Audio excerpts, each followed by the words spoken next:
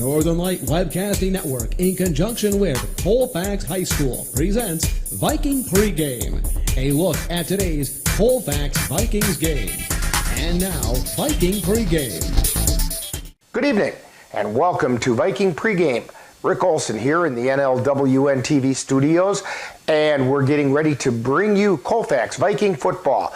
Tonight, the 1-5 Vikings, who are 0-4 in the Dunn St. Croix Conference, will take on the 4-2 Elmwood Plum City Wolves, who are 3-1 in the Dunn St. Croix.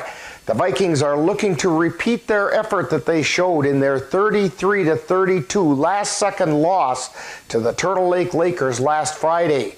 Meanwhile, the Wolves are looking to stay in the race for the Dunn St. Croix Conference title following their 24-21 win over the Boyceville Bulldogs last Friday.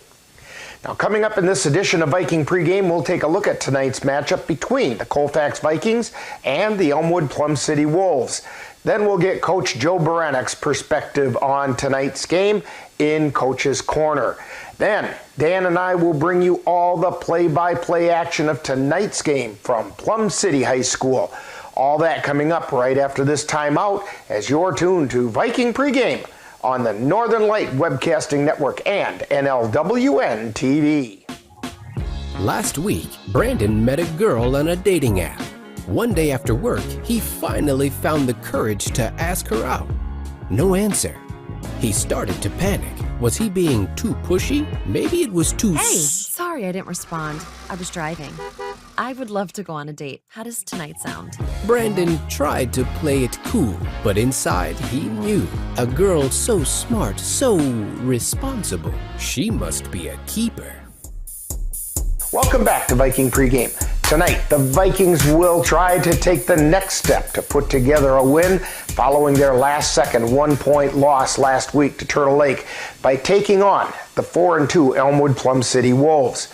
Now, in that game against Turtle Lake, the Vikings put forth what was probably their best effort of the season. The game was very exciting from start to finish and provided a lot of edge-of-your-seat action, including these plays. Anderson in motion. Tuchel looking out in the flat.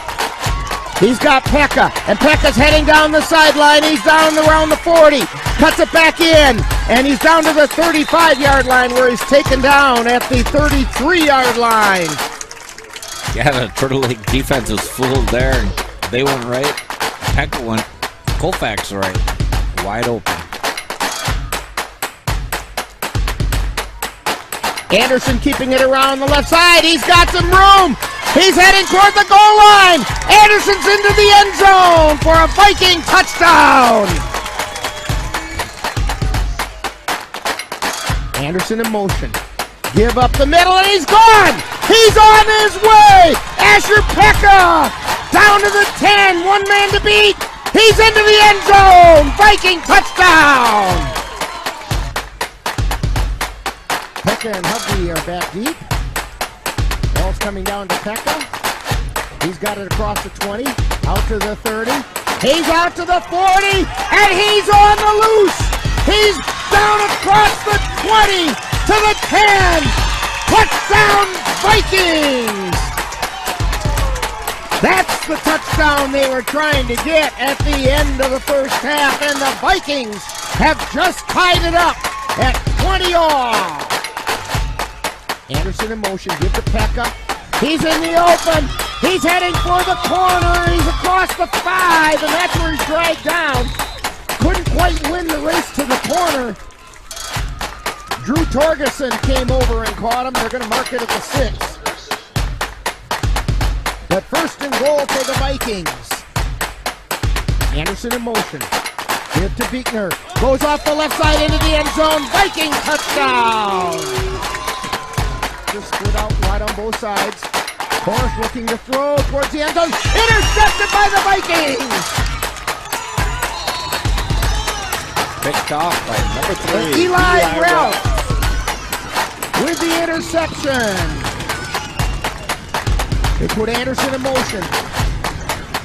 They're looking for Hubby. He's got it! He's out of the 50! Cuts to the inside! He's on the loose! And he gets taken down from behind! Inside the 20-yard line! that'll stop the clock to move the chains. Up the emoji, get it straight up the middle, into the end zone, and the Vikings score! Asher Pekka with a touchdown run! Unfortunately, even though the Vikings took the lead with under 48 seconds remaining, Turtle Lake marched back down the field only to score with 19 seconds left to defeat the Vikings 33-32. Now, in that game, the Vikings were led on the ground by Asher Pekka, who had his biggest game of the season by carrying the ball 20 times for 201 yards and an average of over 10 yards per carry and 2 touchdowns. He also returned the second half opening kickoff 80 yards for another touchdown. Now, in the air, quarterback Brian Tuchel completed 4 of 6 passes for 107 yards and a 109.7 quarterback rating. Tuchel found Theo Hovde 2 times for 55 yards, as well as Pekka 2 times for 53 yards. Defensively, the Vikings were led by Pekka, Nick Jensen, and Mark Solberg, who each accounted for 7 total tackles. In addition, Hovde and Eli Ralph each intercepted a Turtle Lake pass, and Jensen forced a Turtle Lake fumble. For the Elmwood Plum City Wolves in last week's win over Boyceville, leading the way was Trevor Asher, who carried the ball 31 times for 300 yards and an average of nearly 10 yards per carry. In fact, when it comes to the Wolves, everything starts and stops with Asher. So far this season, he's carried the ball for 1,507 yards on 146 carries, which accounts for 75% of their total yardage. The Wolves don't throw the ball very much, but quarterback Blake Allen is 4 for 14 for 21 yards and a quarterback rating of 39.6.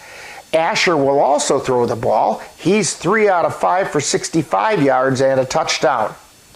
Defensively, the Wolves are again led by Asher, who accounts for 42 total tackles. Weeks also adds an additional 40. Thus far this season, the Vikings are being led on the ground by Asher Pekka with 558 yards on 80 carries for an average of 7 yards per carry.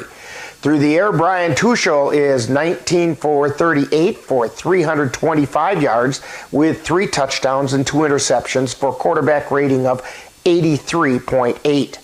Tuchel's leading receiver so far this year is Theo Hovde, who's caught 8 passes for 194 yards and a touchdown. Defensively, leading the way for the Vikings is Pekka with 29 total tackles, including 2 tackles for loss and a sack and a forced fumble. He's followed by Nick Jensen, who has 27 total tackles with 2 tackles for loss, 3 sacks, and a forced fumble, along with Cameron Molina with 23 total tackles, 3 tackles for loss, and 2 forced fumbles. Now, coming up next, I caught up with Coach Joe Baranek at practice a little bit earlier this week, and we'll get his perspective on tonight's game in Coach's Corner. Then Dan and I will bring you all the play-by-play action of tonight's game from Plum City, Wisconsin. All that coming up right after this timeout as you're tuned to Viking Pregame on the Northern Light Webcasting Network and NLWN-TV. My name is Teresa Barber. I was in the United States Navy and I served overseas in the Middle East and Africa. Early on in my career, I had a commander that taught our suicide prevention training on a Friday afternoon, and the very next day he took his own life. 90% of suicide attempts involving a gun are fatal. You don't know how much somebody can hide what's going on inside their head. Store your guns securely. Help stop suicide.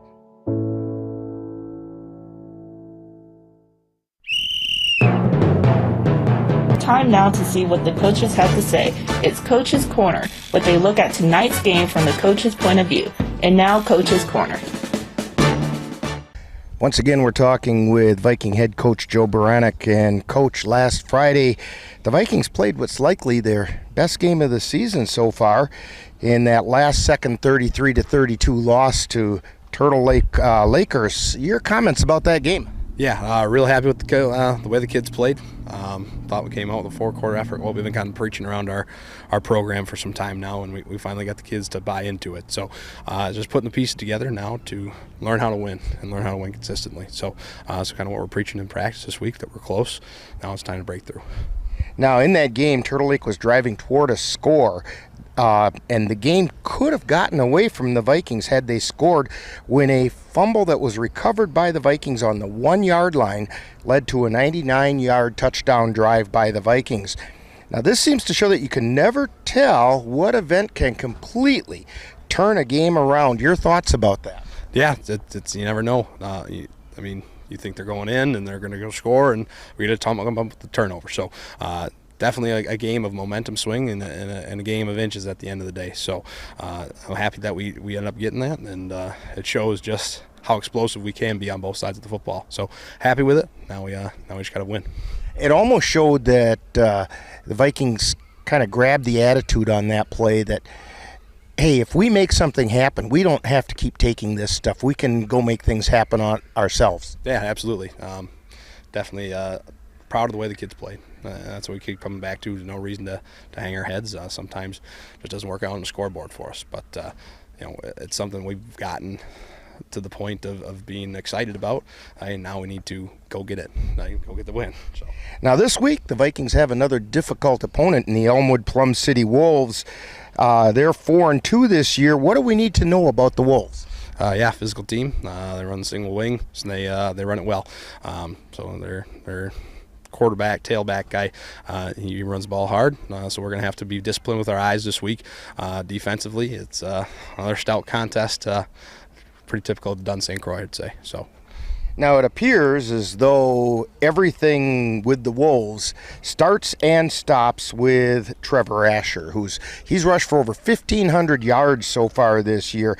That's a good full season, and we're just a little over halfway through the season, and he's already got 1,500 yards. Now, he's likely to get some yards against you, but what can be done to keep Asher under control? Yeah, absolutely. Like I said, hard runner, and it shows on film. But we just need to be disciplined. Definitely keep our eyes out of the backfield, read our keys up front, and let those keys take us to the football. It's just not getting too lost in the moment, I think, is the biggest key. He's a hard runner. Like you said, he's going to get some yards, but we got to limit those yards too. Now, were there any injuries in last Friday's game that we should be aware of? No, I think we came out pretty clean, pretty healthy through that.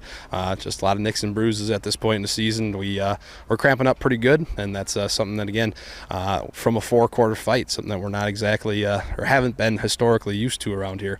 I think the kids found out, that we got to get conditioned better beyond that point. So that's something we need to handle as a coaching staff as well, to make sure we're prepared for those type of things. But as far as major injuries go, I think we're pretty unscathed. Is Charlo healthy again? Is he going to be back? Yeah, yep. There's a little sickness going around the school, little colds, I think, going around, and sometimes they hit worse than others. So he's back this week, and we should have him fully available on Friday. Well, good luck, Coach Baranek, and hopefully the Vikings can take that next step towards the victory side of things. Absolutely, yeah. We'll keep her going. Thanks, Rick. Coming up, more Viking pregame. You've been listening to Coach's Corner, with a look at tonight's game from the coach's point of view. This has been a presentation of the Northern Light Webcasting Network. Stay tuned. There's more Viking pregame coming up right after this brief timeout. You're listening to Viking pregame on the Northern Light Webcasting Network. All out on 3. 1, 2, 3. All out. 1, 2, 3. All out. 1, 2, 3. All out. 1, 2, 3. All out. 1, 2, 3. Bring it down.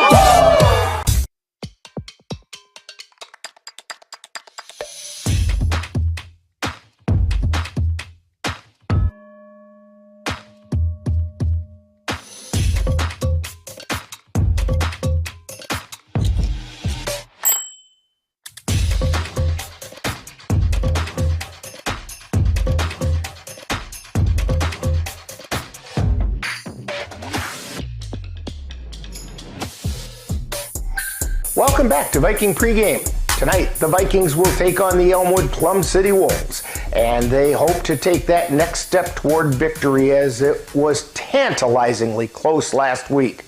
The key to tonight's game for the Vikings is to put forth that same effort and stop the Wolves' running attack of Trevor Asher.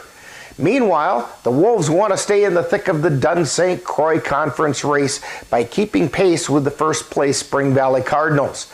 So it all adds up to some high school football that could be pretty exciting, and we'll have all the action for you right here on the Northern Light Webcasting Network and NLWN-TV.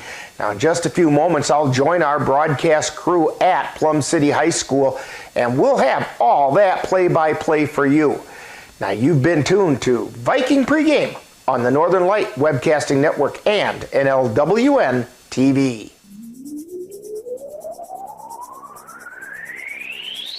You're tuned to the Northern Light Webcasting Network and NLWN-TV. We use advertising revenue to make this service available to you. If you have a business and would like to get your message out to our ever-increasing audience, give us a call at 715-563-1749. We'll be happy to discuss our budget-friendly advertising packages with you. Get your business noticed on the Northern Light Webcasting Network and NLWN-TV by calling 715-563-1749. You've been listening to Viking Pregame with a look at today's Colfax Vikings game. Stay tuned. Coming up next is live Colfax Viking football. It happens to everyone eventually. Your computer goes on the fritz.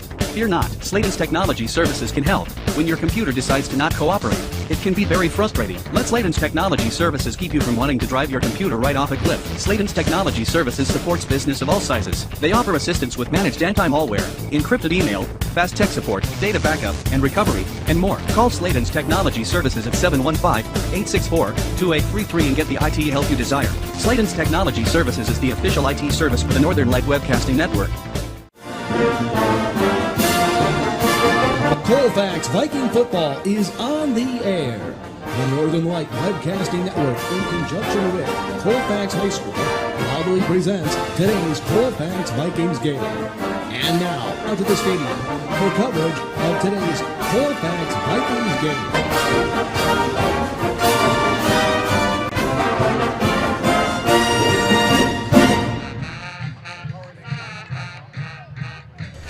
And good evening, and welcome to Plum City High School, where tonight the Elmwood Plum City Wolves are taking on the Colfax Vikings. And Dan, the Vikings came close last week.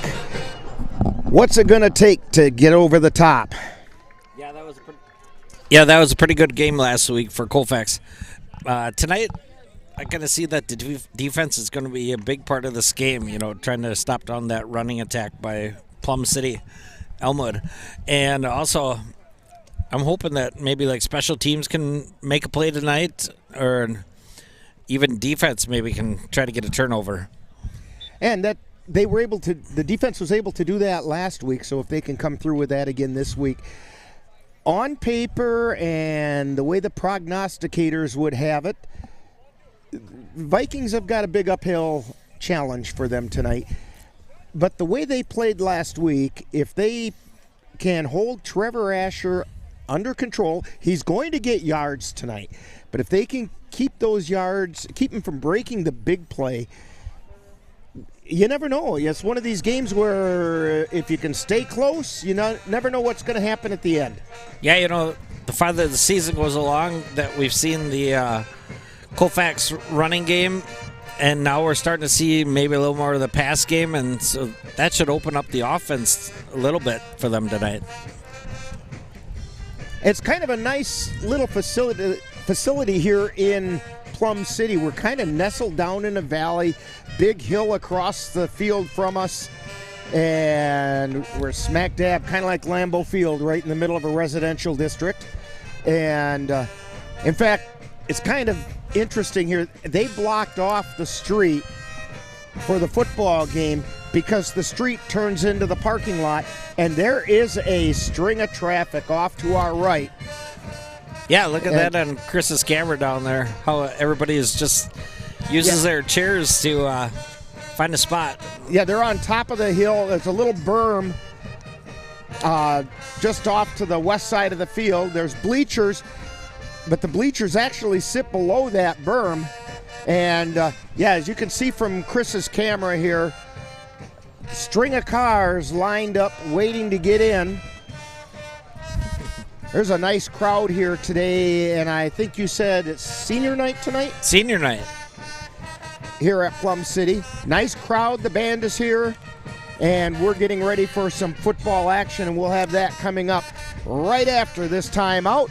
You're tuned to Viking football on the Northern Light Webcasting Network and NLWN-TV. September is College Savings Month. Whether you're a new parent or your child's already off to high school, it's a good time to think about the future. Next to retirement planning, paying for your children's education could be the largest expense your family will bear. Dairy State Bank offers a variety of savings accounts, as well as other options that may offer greater return, but with more risk. Give us a call today. Dairy State Bank, banking on relationships. Member FDIC.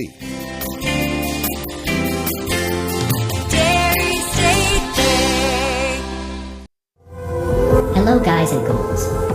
Be sure to join me in my feeds at NLWN-TV for our second annual Halloween Spooktacular, where we will bring you some of the best in Halloween-themed old-time radio programs. We will include Father Knows Best, Fibber McGee and Molly, Suspense, and we'll wrap it all up with the Mercury Theater on the air's presentation of Dracula. That's all on Halloween night, Monday, October 31st at 7 p.m. on NLWN-TV.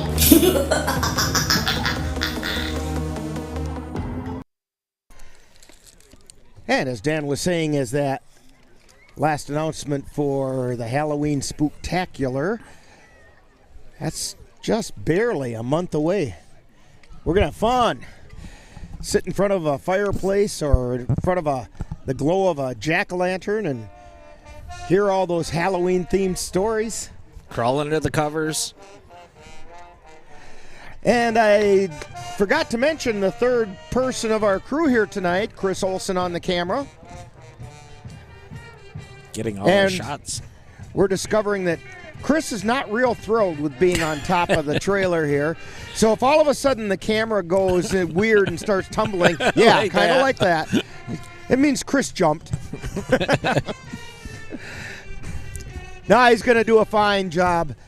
And the Elmwood Plum City Wolves are gathered under their goalpost, and the Vikings are over along the sideline as we're going to be ready for the starting lineups, national anthem, and so on for tonight's game. Elmwood Plum City Wolves have a record of 4 wins and 2 losses so far this season. They're 3-1 in the Dun St. Croix Conference. Vikings are 1-5 and 0-4 in the Dun St. Croix Conference. And so they'd like to put a number in that left-hand column. Yeah, they're going to have their hands full tonight. Try to contain Trevor Asher. I think you're right. I think that's the big challenge for the Vikings tonight, is a challenge on defense is to hold Trevor Asher down, and everybody's been trying to do that this year, and they haven't had much luck. He's got over 1,500 yards rushing.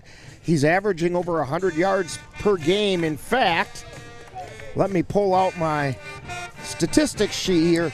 Trevor Asher, he's averaging 251 yards per game. He's carried the ball 146 times for 1,507 yards. Yeah, that means that the linebackers are going to have to be active tonight for Colfax in that front four with Solberg and Hila leading the way inside. Now compare that Trevor Asher with the Vikings' Asher Pekka, who's the leading running back for the Vikings.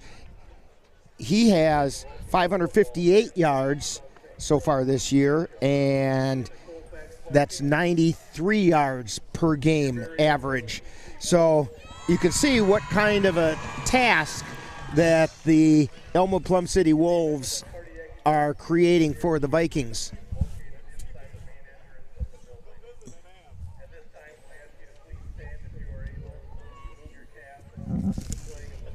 So now we have the national anthem.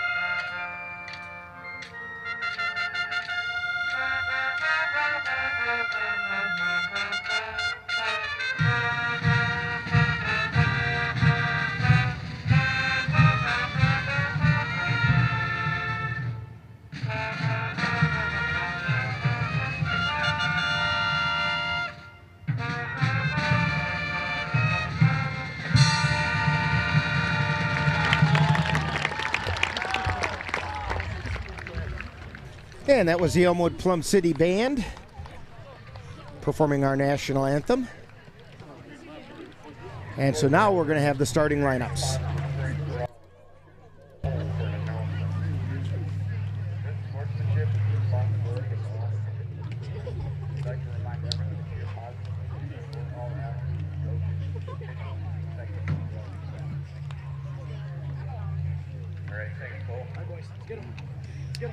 Now the starting lineup for both teams. First for the visiting Colfax Vikings, they'll be introduced as a team. Here are the Vikings.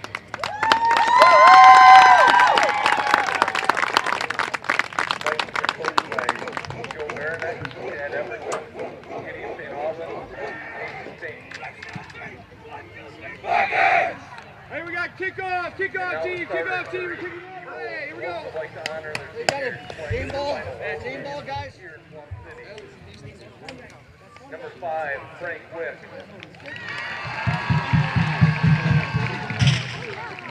Number 7, Ambrose Mallet. Number 21, Trevor Asher. Number 24, Tristan Martin. Number 50, Trace Anderson. Number 53, Brody Muscatcher. Number 55, Ben Luther. Number 58, Joe Carlson. Number 78, Hayden Cobb.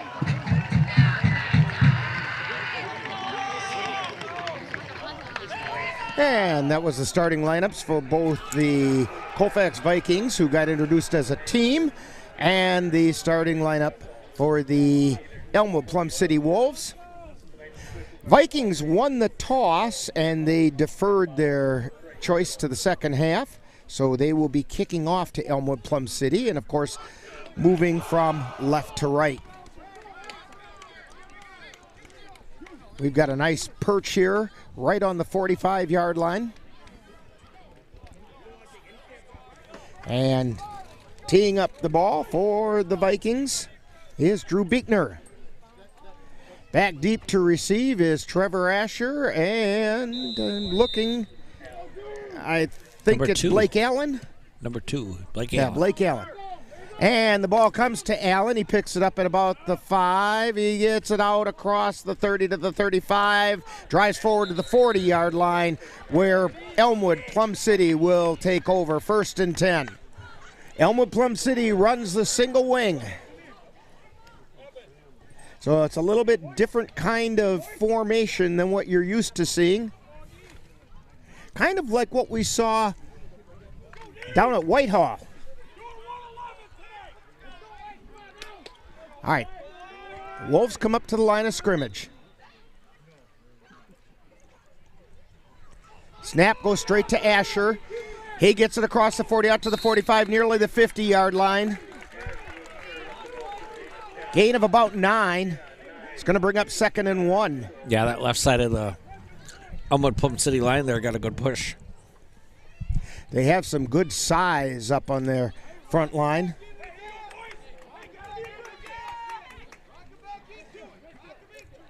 You were talking about a young man down there you went down and stood next to, and he made you look like a little guy. Yeah, number 78 out there.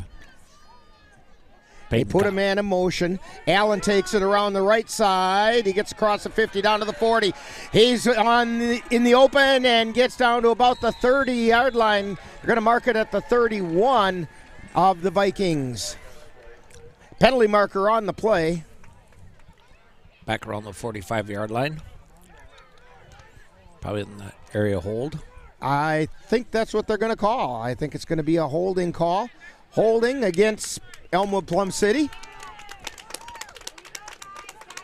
It's 10 yards from the spot of the foul. And so it'll go back to the Elmwood Plum City 45-yard line, making it 2nd down and 5.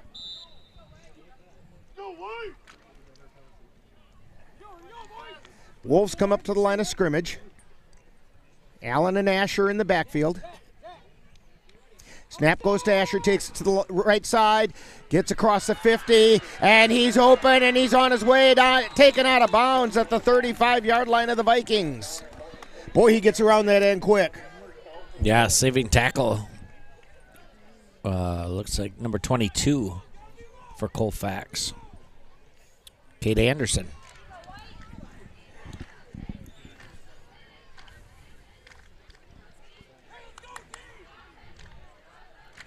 Wolves come up to the line.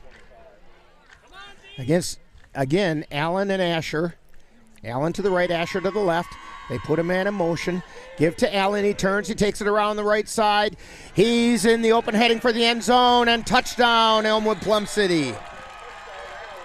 Yeah, a little trickery there for Elmwood Plum City. He made a motion to the left, spun around, took it around the right end, found a hole, and found the end zone. Makes the score Elmwood Plum City 6 and the Vikings nothing. Elmwood Plum City comes up to the line of scrimmage. Asher by himself in the backfield now. Snap to Asher. Fumbles it, picks it up, drives straight forward. Let's see if he got in. And he did. He's in the end zone for the 2-point conversion, making the score. Elmwood Plum City 8 and the Vikings 0. And you are tuned to Viking football on the Northern Light Webcasting Network and NLWN-TV.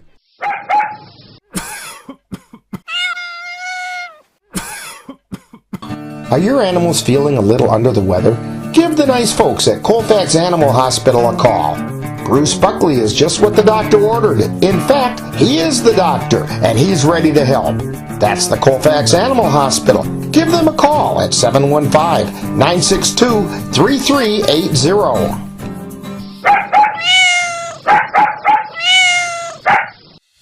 Colfax High School football action is coming your way on the Northern Light Webcasting Network and NLWN-TV.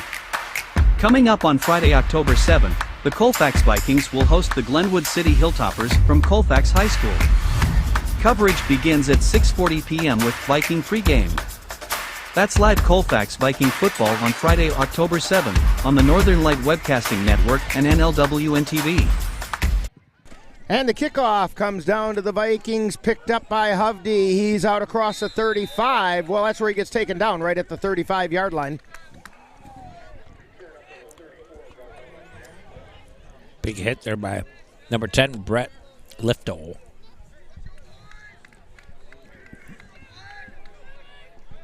So the Vikings have got to see if they have an answer for the EPC Wolves. They come up to the line of scrimmage. Pekka the setback. Tuchel under center. Give to Pekka. No, Tuchel kept it. And gets it out across the 40 to about the 42-yard line. Actually, that play fooled me as much as it did Elmwood Plum City, because I think everybody here in attendance was thinking Pekka up the middle. Yeah, he was kind of coming our way. Pekka was. So the Vikings come up to the line of scrimmage. 2nd down 4. Anderson in motion. Now it's to Pekka, straight up the middle, and he gets a Viking first down as he gets out to the 47-yard line. Hit by number 67, Carter McGovern for Elmwood Plum City.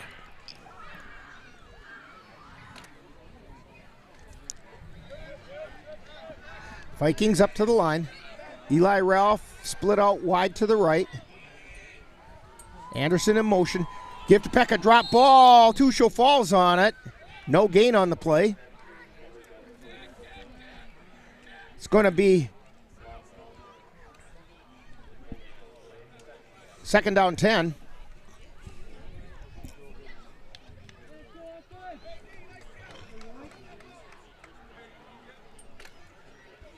And the Vikings come up to the line. Hoffman in the slot. Ralph split out wide on the right side.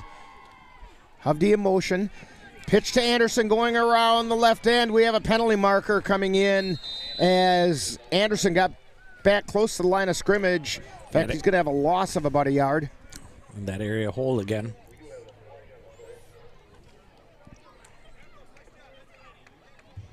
Could be an illegal block. They're making it look like it's against Elmwood Plum City. Well, the official on the far side pointed as if it's against the Vikings. I think it's an illegal block below the waist outside the tackles. Yes, and that's exactly what he indicated. So that's a 15-yarder. Yeah, those are tough ones to have. And it's 15 yards from the point of infraction, which was about 4 yards in the backfield. So it's second down, and you need a GPS to find the first down. Hovde in motion. Tuchel back to throw, looking for Ralph over the middle, and he overthrew him. Ralph pulled up on the pattern, and Tuchel threw it a little deep. He was well covered on the play by Bertzer. Aiden Bertzer with the coverage. Brings up third down and 25 for the Vikings.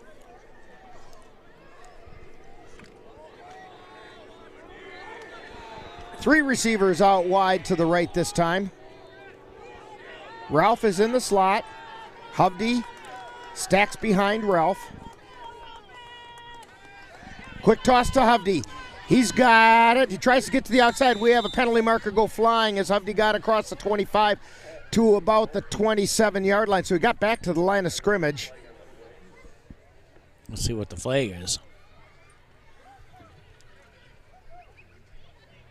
And they're going to wave off the penalty. There is no penalty. I think they were going to throw a flag for ineligible receiver downfield, but since the pass was in the backfield, there is no such thing. All right, Vikings in punt formation. Hoffman back to do the kicking.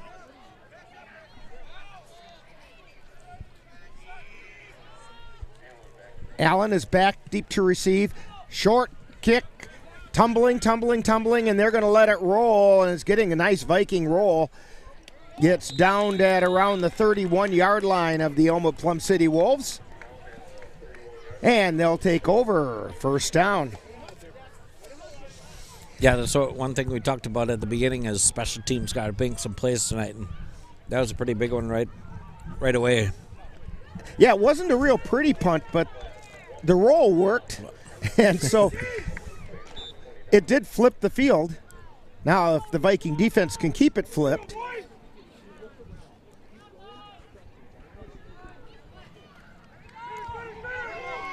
And Allen has it as he goes around the left side, and he finds some running room. Gets down to around the Viking 40 to the 37-yard line. Yeah, we saw that play about 3 plays ago for Elmwood Plum City that picked up this big chunk. This time they ran it a little differently with a little bit of different motion prior, but the end result was the same.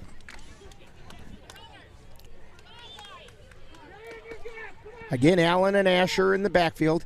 Allen on the left, Asher on the right.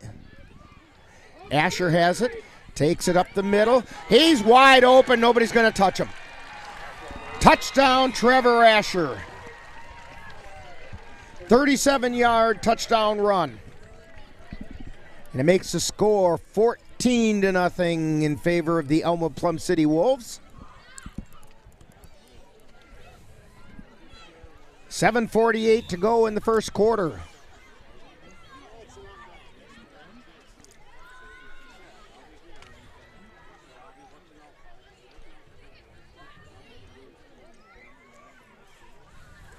Wolves come up to the line of scrimmage.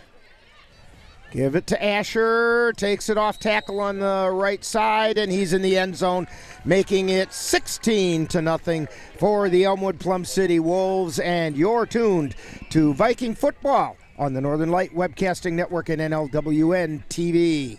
When you have that craving for a home-cooked meal the way Mom used to make it, rest assured, you can still get that meal by going to Mom's Restaurant and Pub in Colfax.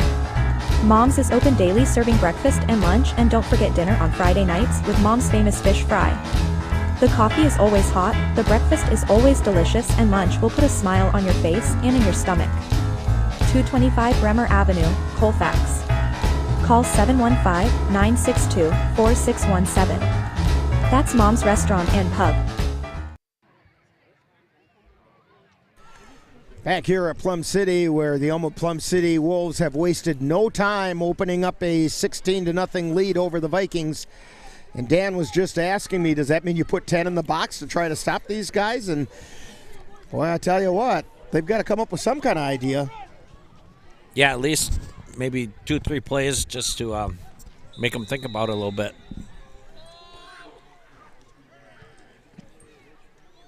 And the kickoff comes down to Hovde at the 20. Cuts it to the outside. He's got a little bit of room. He gets it out across the 45 to about the 47-yard line. It's going to be first down for the Vikings there. He was basically one step away from breaking that.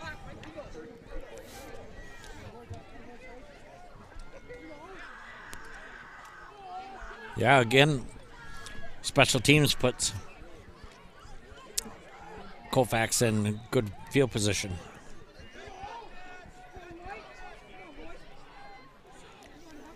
Vikings at the line. Anderson in motion.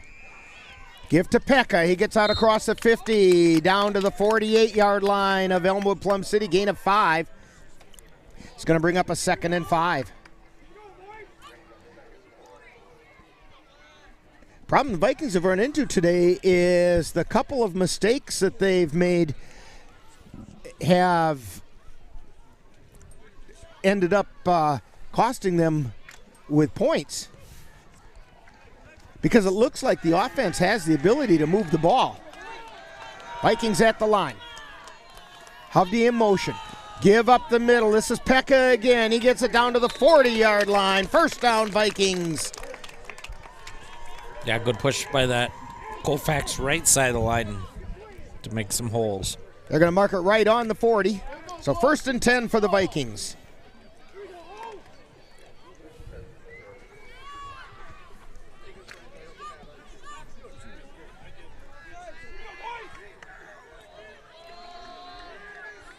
Vikings at the line. Hovde in motion. Give to Pekka again. Straight up the middle down to the 35-yard line. Gain of 5.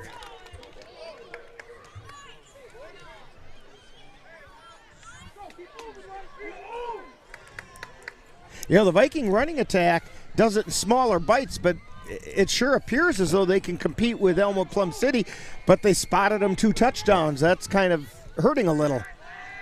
Vikings back at the line. 2nd and 5 from the 35.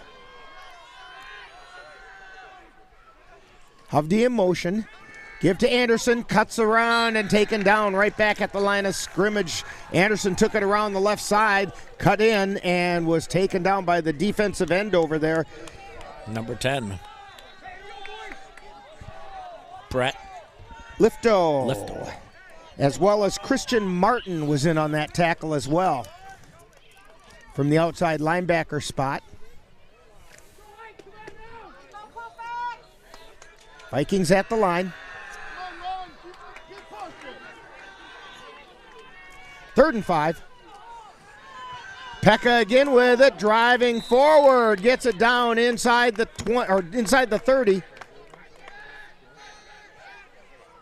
Let's see where they mark it. They're going to mark it just shy of the 30. 4th and a yard.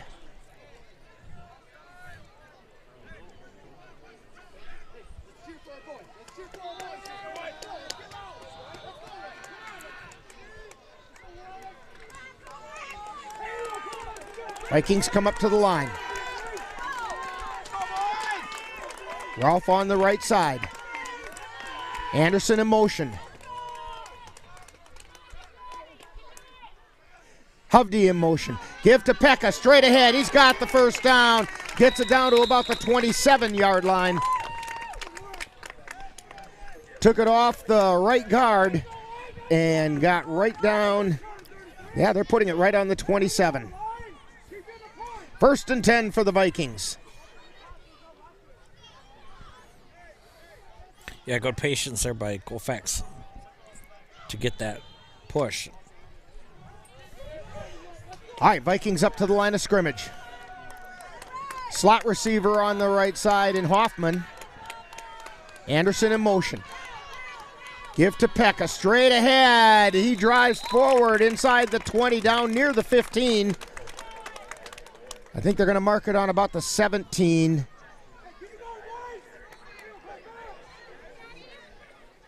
Or the 18. Second down and about a yard.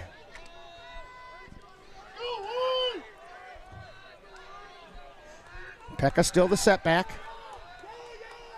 Hovde under center. Anderson in motion. Pitch to Anderson going around the left side, and again, Christian Martin had that one sniffed out and takes down Anderson in the backfield. Loss of about 5. Third down 6.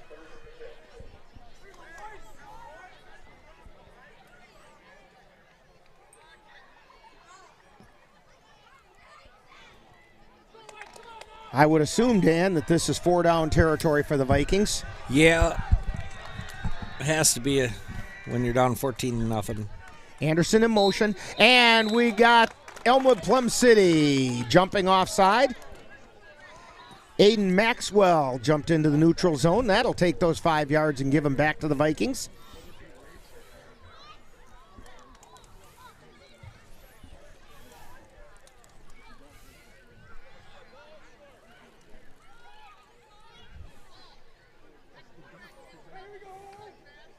So, 3rd and 1.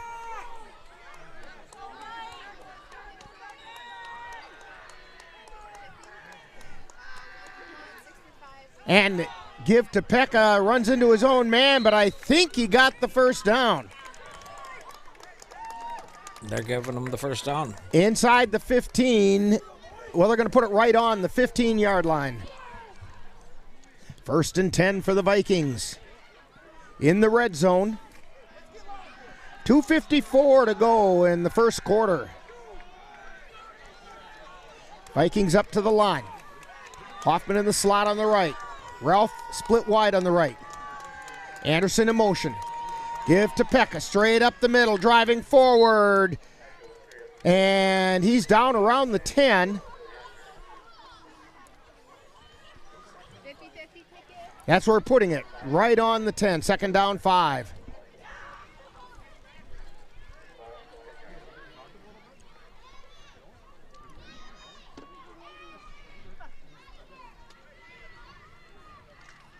Vikings come up to the line.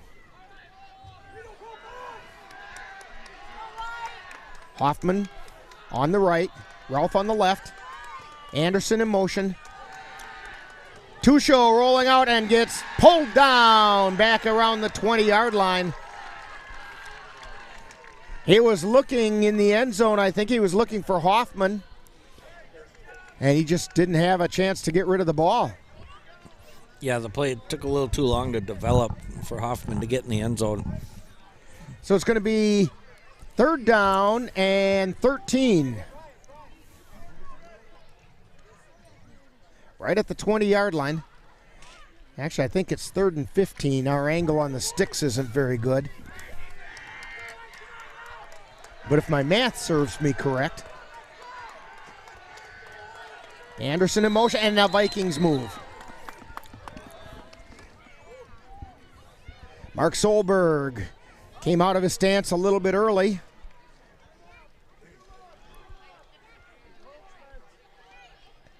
And they're going to march it back. Solberg knew it as soon as he did it. Gave that motion like, what the heck did I do that for? So 3rd down 20 for the Vikings.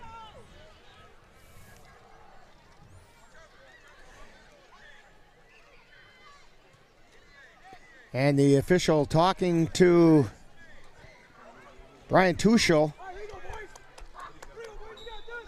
I think Tuchel might be making a bit of a hop when he's trying to do the hard count. which is not allowed. Anderson in motion. Give to Pekka. Straight up the middle. Driving straight down to about the 10-yard line. Yeah, good hole right there for Where are they Pekka. going to put it? It looks like they're going to mark it on the 13.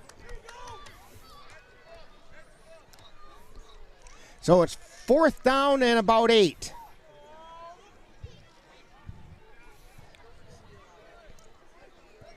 So we got 12 of them back.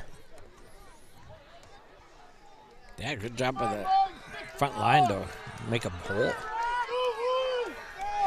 4th down, 8 yards to go. Hovde in motion. Tuchel back, throws towards the end zone. Caught in the end zone, touchdown Vikings! Anderson with the reception.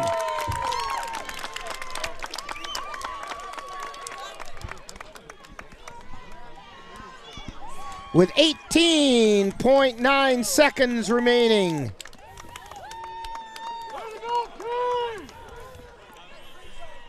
"13-yard touchdown pass, Tuchel to Kate Anderson." Vikings to attempt the extra point. Drew Buechner to attempt the kick. Zach Hedela to hold it. Zach picks it up. He's heading for the pylon, and he doesn't get there. The snap was high, so he brought it down and took off for the pylon, did not get there. So the score remains Elmwood Plum City 16, Vikings 6. And you're tuned to Viking football on the Northern Light Webcasting Network and NLWN-TV.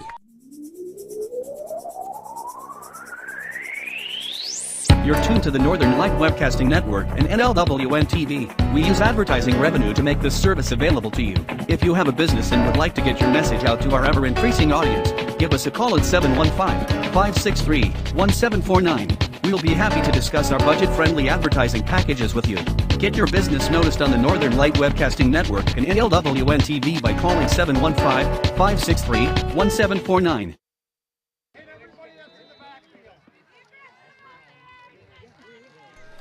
Back here at Plum City, Vikings to kick off to the Wolves. Back deep to receive are Allen and Asher. Allen on the near side. This is a short kick caught by one of the up men at about the 30. He's out around the 45 and taken down at the 47-yard line. Riley Beckel on the return. And so Elmwood Plum City is going to have it. They're going to put it on the 48-yard line. 1st and 10. All right, this has to be a big stop for Colfax on this drive. Well, they need to show that they can stop this two-headed monster that Elmwood Plum City has in the backfield. Asher's on the near side. Allen on the far side. Allen does that spin move again and taken down for a gain of only 3. And Dylan Hedela lost his helmet on the play, so he's got to come out for a play. And that's the end of the quarter. So at the end of the first quarter, it's Elmwood Plum City Wolves 16, Vikings 6. And you're tuned to Viking football on the Northern Light Webcasting Network and NLWN-TV.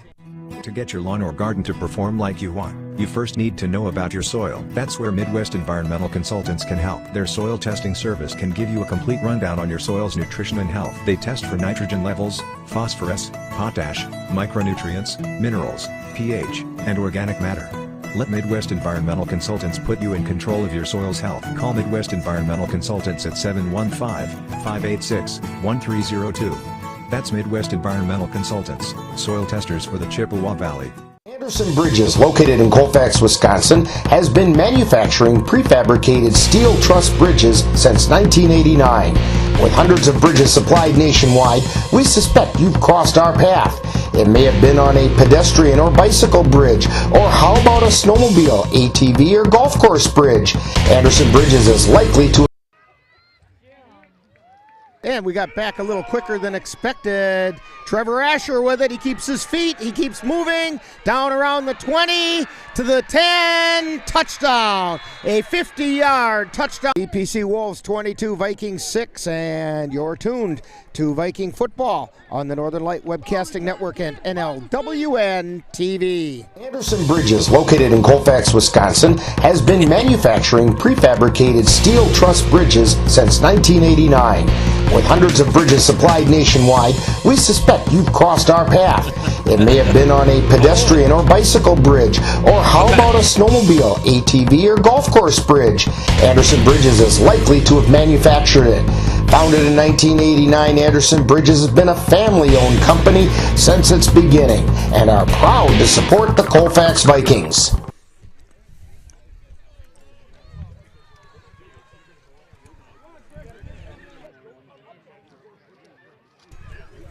And we're back here at Plum City High School.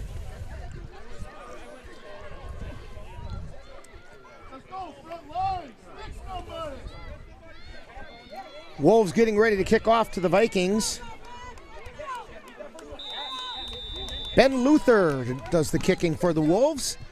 He kicks it away. It's coming down to Pekka.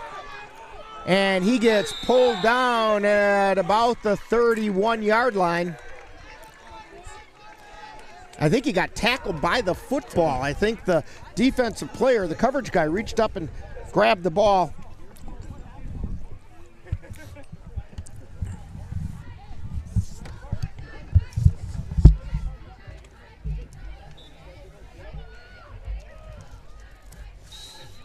Vikings at the line.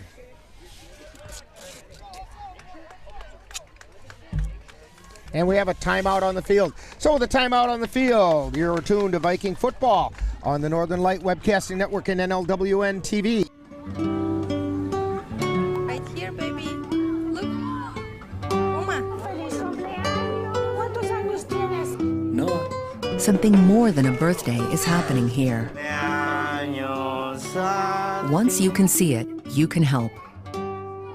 The sooner you recognize the signs of autism, the sooner you can make a lifetime of difference for your child. Start by answering a few simple questions at screenforautism.org.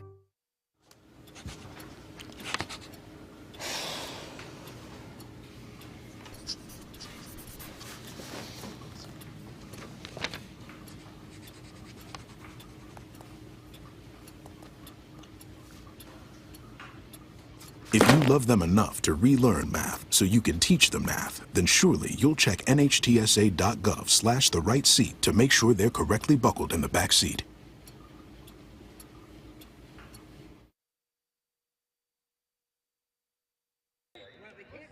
All right, back from that timeout. Vikings at the line of scrimmage. Hovde in motion. Give straight up the middle. Pekka gets it out across the 35 to about the 36-yard line. Check that. That was Tuchel, kept it himself. But he got 5. So it brings up 2nd down 5.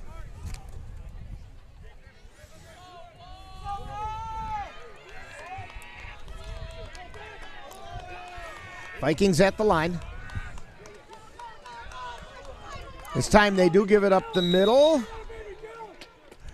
Pekka gets it out to about the 40.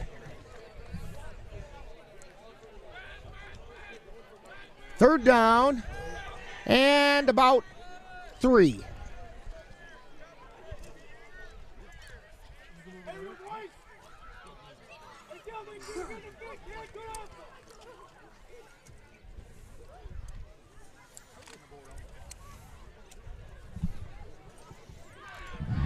Vikings at the line.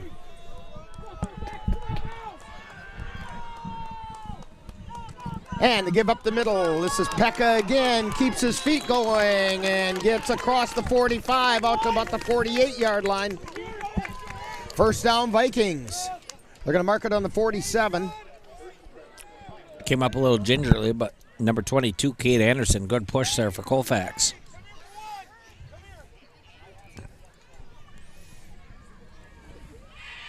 Anderson comes out.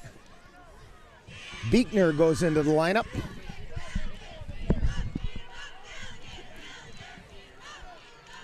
Vikings come up to the line of scrimmage. Tuchel ducks in under center. Pekka in motion. Give to Beekner straight up the middle. Gets across the 50. I think they're going to mark it right on the 50. So gain of 3 brings up 2nd down 7. Yeah, that's one thing that Colfax has is 2 good running backs in Beekle and Pekka.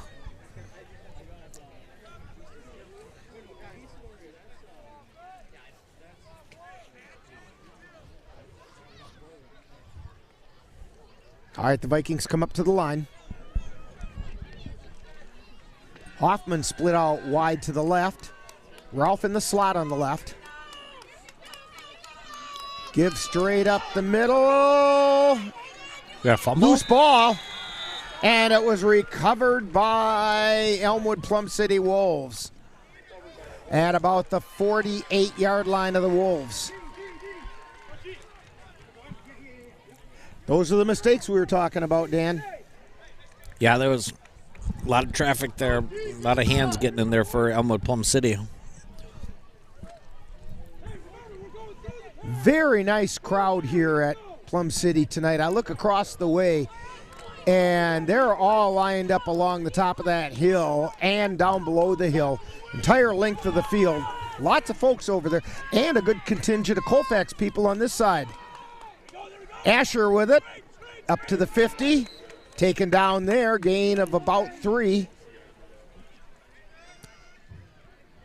Second down 7. Tracked down by number 66, Cameron Merlina for Colfax.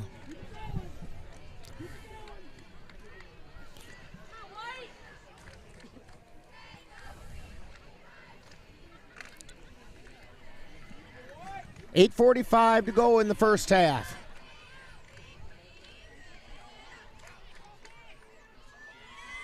The Wolves at the line of scrimmage. Asher with it, takes it around the right side. He gets it down to the Viking 40 and taken down at the 37-yard line. Big hit there by number 50, Nick Jensen. That's enough for a first down, and so it's 1st and 10 at the Viking 37.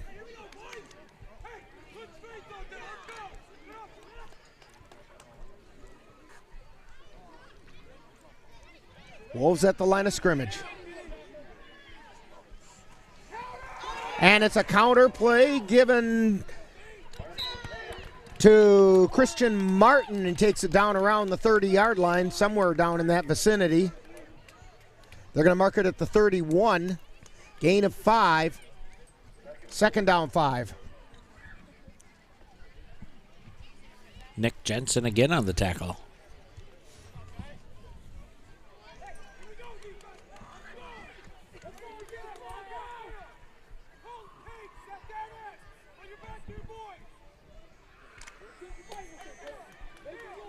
Wolves come up to the line. Asher and Bertzer in the backfield. Bertzer on the near side. Snap to Bertzer. He takes it to the left and gets it down around the 25-yard line.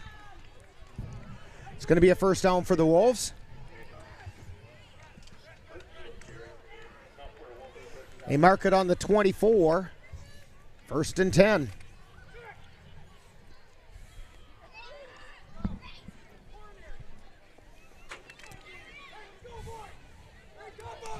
Dan, I can smell those hot dogs from the concession stand over there. I was looking at the clock and the smell. And Asher keeps it himself around the right side. He's down around the 10, leaps over one player and gets taken down around the 5-yard line. Looks like they're going to mark it about the 7. And make it the 8. So it'll be 1st and goal at the 8-yard line. But there's a pretty good line there at the concession stand right now, so I'll have to wait. Well, we were over there earlier. They've got pretty good hot dogs here in Plum City. Bertzer and Asher in the backfield. Snap to Bertzer. He takes it to the left side, trying to get around the left end. We have a penalty marker come in. It's going to be a hold against the Wolves. He got down around the 2-yard line, but it's going to come back. I saw that hold. It's spun a Viking player around. Must be back there on the 15-yard line, 10-yard line.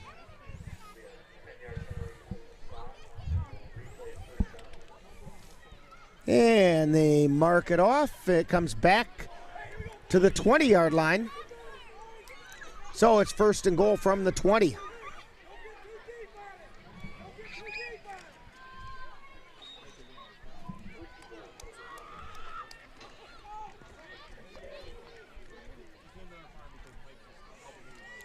Asher with it, takes it off the right side, off the guard, and he gains about 4. Down around the 16.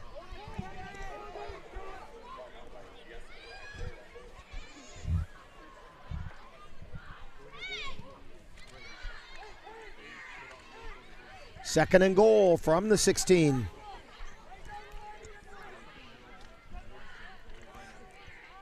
Actually, I think the nose of the ball is sitting right on the 15. Wolves come up to the line. Beckler split out this side. Counter play, they give it to Ambrose Mals. And he got no gain on the play. Yeah, number 22, Kate Anderson for Colfax. Wasn't fooled by that one. Good tackle.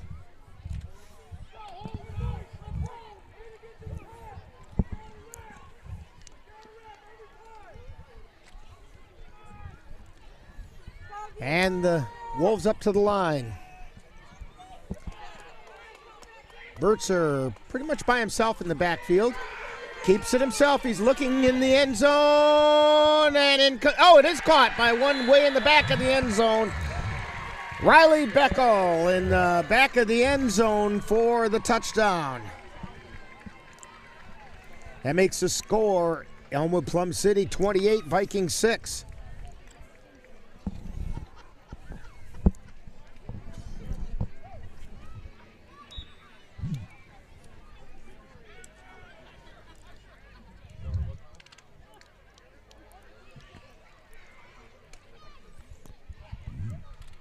And the Wolves come up to the line. They're going for 2. Bitzer and Asher in the backfield. Snap to Asher. Takes it straight up the middle and into the end zone for the 2-point conversion, making the score. The EPC Wolves 30 and the Vikings 6 with 5:03 to go in the first half. You're tuned to Viking football on the Northern Light Webcasting Network and NLWN-TV. When you look at the number of disasters in the U.S., chances are every area will deal with some kind of emergency in the next decade. And between school, sports, and social lives, chances are you won't be with your kids when it happens. Will they know what to do? Ready.gov/kids has the educational tools and information to make the conversation easy. When the time comes, chances are they'll feel prepared, not scared. So talk with your family today.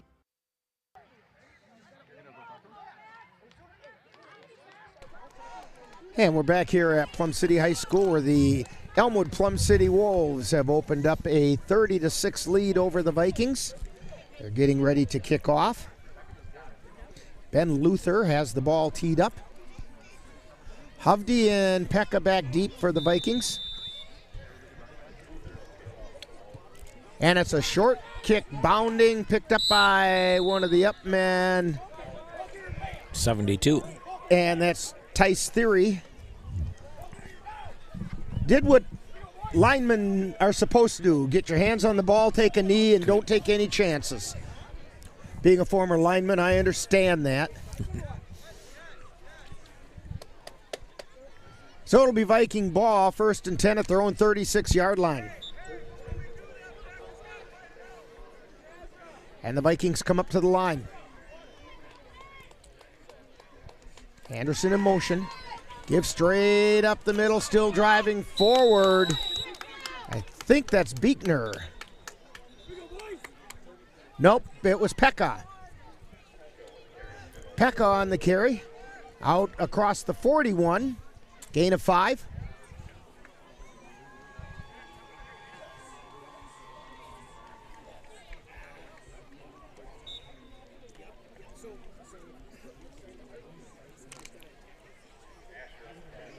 Vikings come up to the line. Eli Ralph tight on the left side.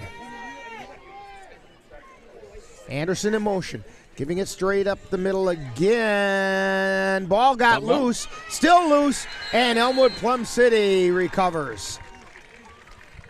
Yeah, jumping on, it's number 5, Frank Wakes. And it's at the 37-yard line of the Vikings.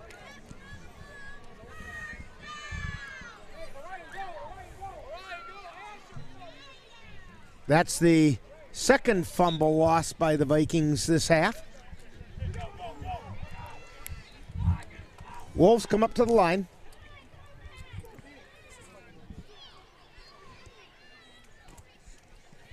And they run that counter play, this time coming back the other way, and Cameron Molina was not fooled. Yeah, big hit there by number 66 for Colfax. Cameron Molina just laid a shoulder pad right into Christian Martin as he tried to cut it up off tackle. And Cameron said, "Not today, son." No gain on the play, second down 10.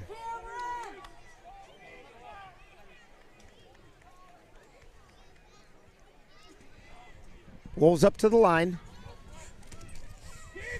Burtzer has it looking downfield. He's got a man wide open. Complete touchdown. Riley Beckel on the reception. Vikings bit on the run, and they left Beckel all alone.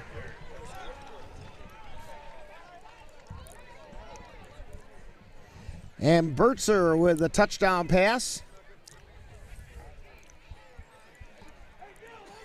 It makes the score 36-6 in favor of the Wolves.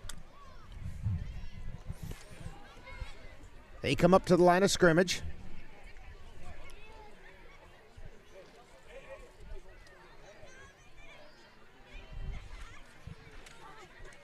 And Asher tries to take it to the left side. He did not get in that time.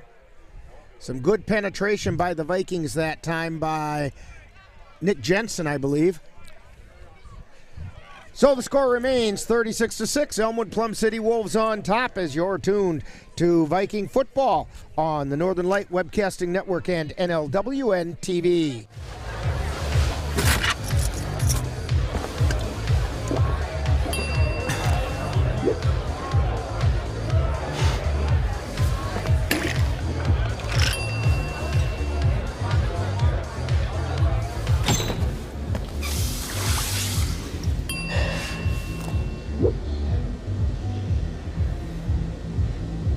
If you need to do something to feel okay to drive, you're not okay to drive. Don't drive buzzed. Well, Dan, tonight the Vikings have been their own worst enemy. They've been shooting themselves in the foot. Yeah, and now Elmwood Plum City's doing a little trick plays there. You know, they're watching for the quarterback to go to the right, and all of a sudden he passes. Short kick. Picked up by the Vikings, and just diving on it is Beekner. Again, not taking any chances at the 36 or 37-yard line. Yeah, which has actually been part of the bright side of their game tonight was their special teams.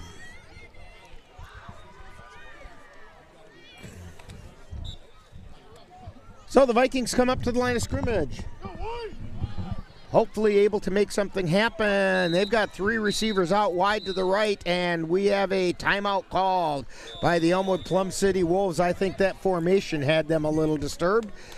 And with a timeout on the field, you're tuned to Viking football on the Northern Light Webcasting Network and NLWN-TV. I tell my son, I love you every single day. Now, my dad has never said that to me. Not because he doesn't love me, but because culturally it wasn't comfortable for him. Now that he's a grandfather, he says, I love you to my son every time he sees him. My advice to all the fathers out there, forget the cultural restrictions. They grow up way too fast for you to waste even a single precious moment.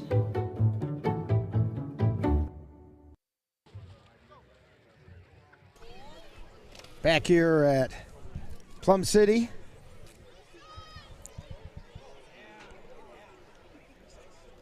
Coming up at halftime, our Viking profile is going to be Asher Pekka. Make sure you stay tuned for that.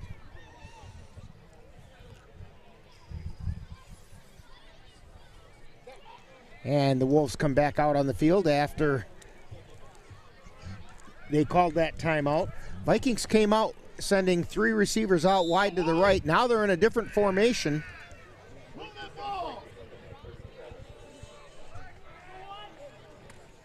And the pitch to Hovde going around the right end, and he turns it up, gets it across the 35, back to around the line of scrimmage. They're going to give him a gain of a yard. 2nd down, 9.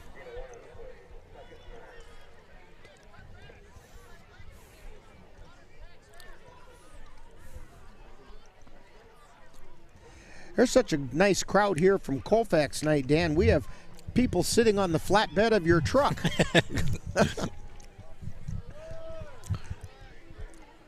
Hey, standing room only over here. There we go. Tuchel drops back, looking out in the flat for Hovde. Hovde's got it down at the 40-yard line. Theo Hovde with the reception. Yeah, Theo Hovde got number 7 Ambrose Malice beat there by about a half a step.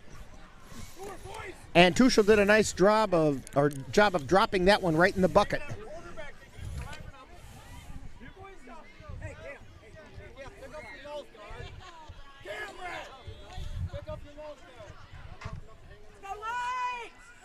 And they give up the middle. Not much there, and it wasn't a real clean handoff. Pekka on the carry. He gained maybe a yard. 2nd down, about 9 yards to go.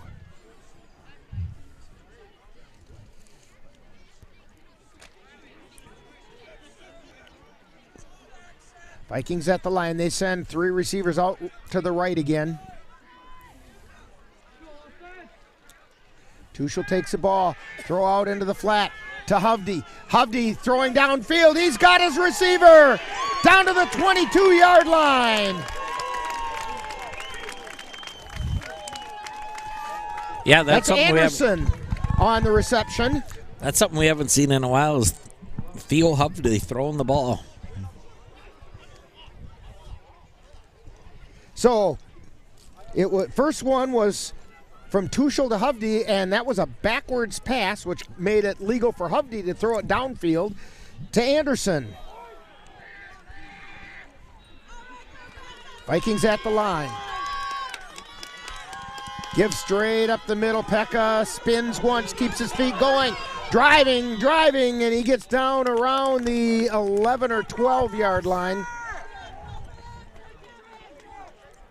See where they mark it. Looks like it's going to be the 13-yard line.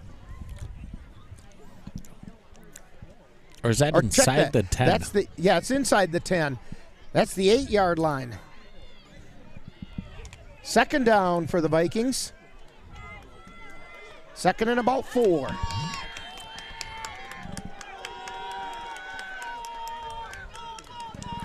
And a pitch to Anderson, throws it to the end zone, incomplete. Is there pass interference? There is. A flag back there? There is a flag. Flag in the end zone. Ralph was the intended receiver, but it looked like he got interfered with down around the back of the end zone. Pass interference. And I believe in high school that's half the distance to the goal. So that'll make it 1st and goal from the 4.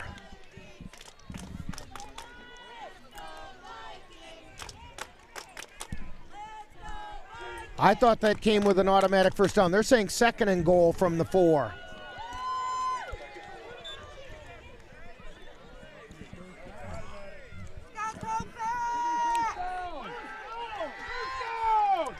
And the fans over here are thinking it should be 1st down as well. Give up the middle to Pekka. He gets met in the backfield, got back close to the line of scrimmage.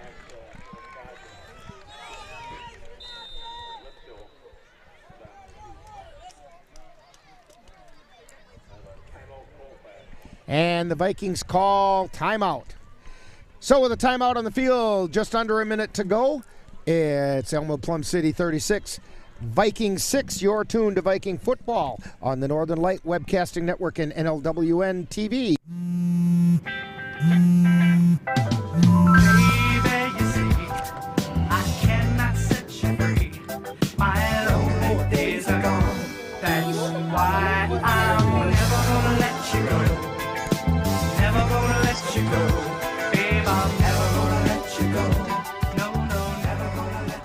Here you go. Thank you. Thank you.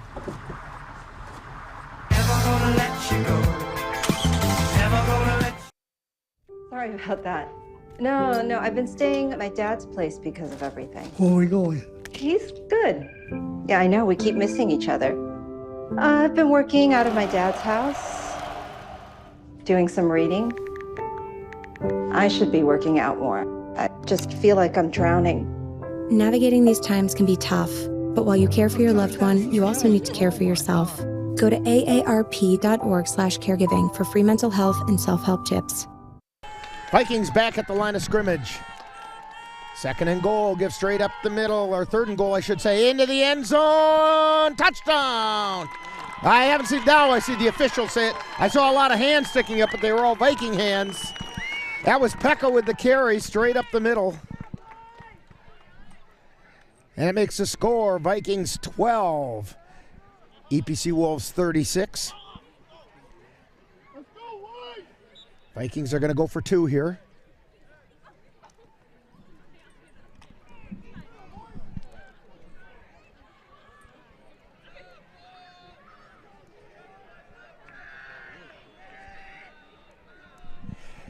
And a throw towards the corner, incomplete. He overthrew Anderson. So the score remains the Elmwood Plum City Wolves 36, Vikings 12. And you're tuned to Viking football on the Northern Light Webcasting Network and NLWN-TV. My mother was always very familiar with her neighborhood, but one day she stopped at the stop sign for much longer than usual. And she didn't know whether she should go forward or turn, and she wasn't even really sure where she was at. It was very unsettling for her. I felt so much better after my son told me, "Mom, I don't want you to worry or be afraid. I'll be there for you, and we'll figure it out."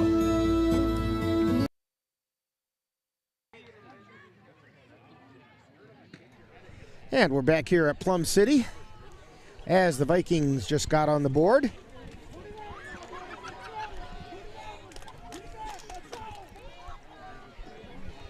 Making the score, Elmwood Plum City Wolves 36, Vikings 12. Beekner getting ready to kick off. Vikings will get the ball back to start the second half. Beekner approaches, and he kicks a low liner, tumbling ball. Falling down and picking it up, and finally falling on the ball is Blake Allen. He couldn't get the handle on it. Or check that. That wasn't Blake Allen. That was Ambrose Malice.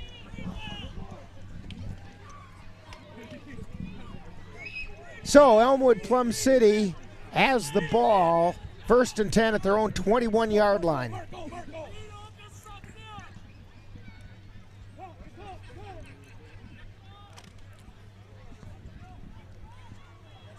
Wolves come up to the line.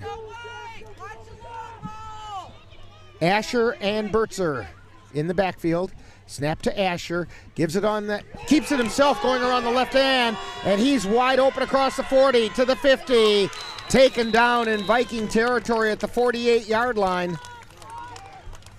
Yeah, good Trevor Asher. Yeah, good open field tackle by Beekle for Colfax. That's Beekner. Beekner. Beekle. Did I say Beekle? Yeah. Beekner. You're thinking of the former Badger.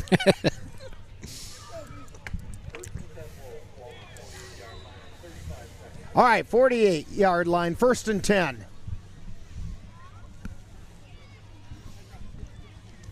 We don't have any official stats. I'd be real curious to find out the number of yards Trevor Asher has already.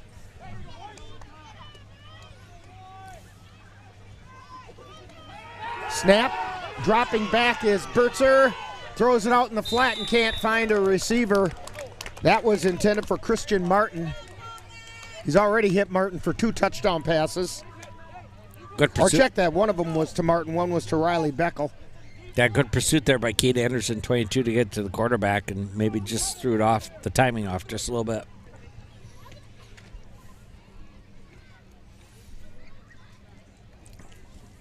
Aiden Bertzer, a junior. Been throwing the ball a little bit for the Wolves. Asher lined up in the backfield with him. And the Vikings jump off. They got a little bit eager.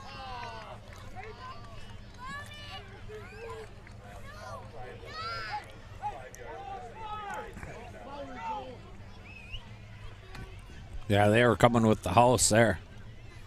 Both Molina and I'm not sure if it was Ashton Greenwell or Dylan Hedela.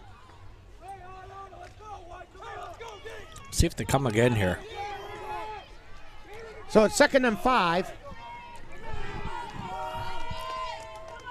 They're showing blitz.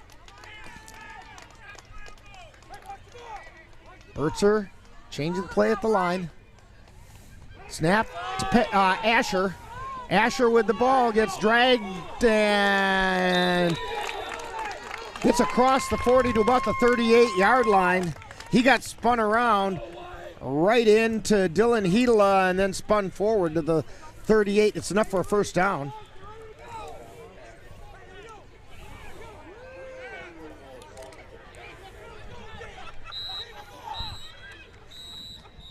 And we have a timeout being called. Timeout called by the Elmwood Plum City Wolves. We're going to keep it right here and remind you that coming up next week, we're going to have the Viking homecoming game as they host the Glenwood City Hilltoppers. Viking pregame is going to start at 6:40, followed by all the live play-by-play action. Now, Dan, I have not looked at a long-range forecast, but the last 3 years, we've had really cold, wet weather for Glenwood City, and 2 of those have had snow. And last year was fall. Yeah. Yeah. To the point where you couldn't see across the field. Right. I remember that game. So, I don't know. It might get exciting, weather-wise. Hey, don't forget that coming up tomorrow, or check that on Monday, the Viking volleyball team is traveling to Menominee for a triangular where they're taking off on both Menominee and Bloomer. All right, they give the ball, take it around the left side. Asher with it. He's heading towards the end zone, and he's in for the touchdown. Trevor Asher with the carry around the left side. Makes a score. EPC Wolves 42, Vikings 12.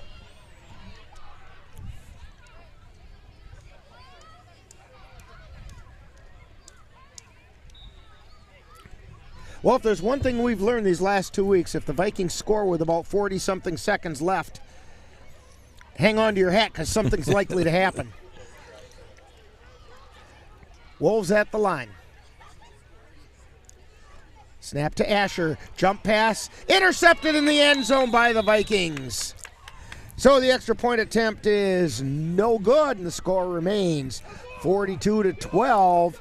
Elmwood Plum City over the Vikings. And you're tuned to Viking football on the Northern Light Webcasting Network and NLWN-TV. I want to eat apples and bananas. I need to eat apples and bananas. Why can't I eat apples and bananas? Support the Feeding America nationwide network of food banks to help provide meals to those in need. Join us at feedingamerica.org.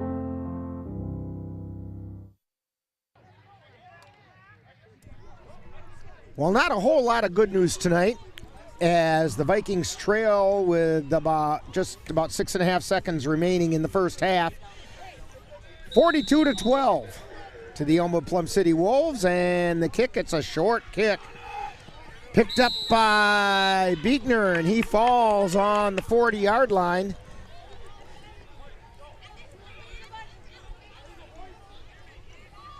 So the Vikings will get one more play in this half.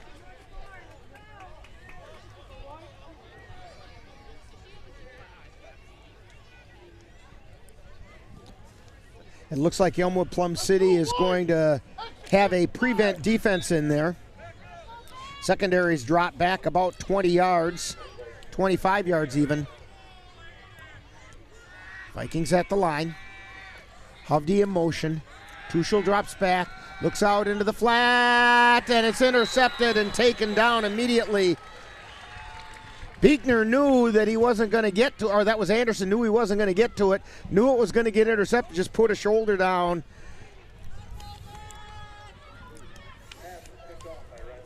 And Riley Beckel was on the interception, taken down at the 50-yard line, and we have less than 1 second remaining, 9/10 of a second.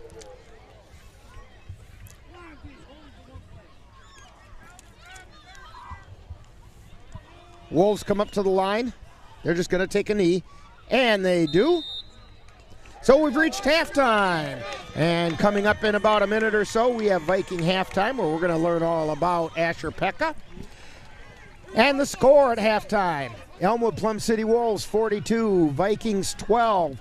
You're tuned to Viking football on the Northern Light Webcasting Network and NLWN-TV.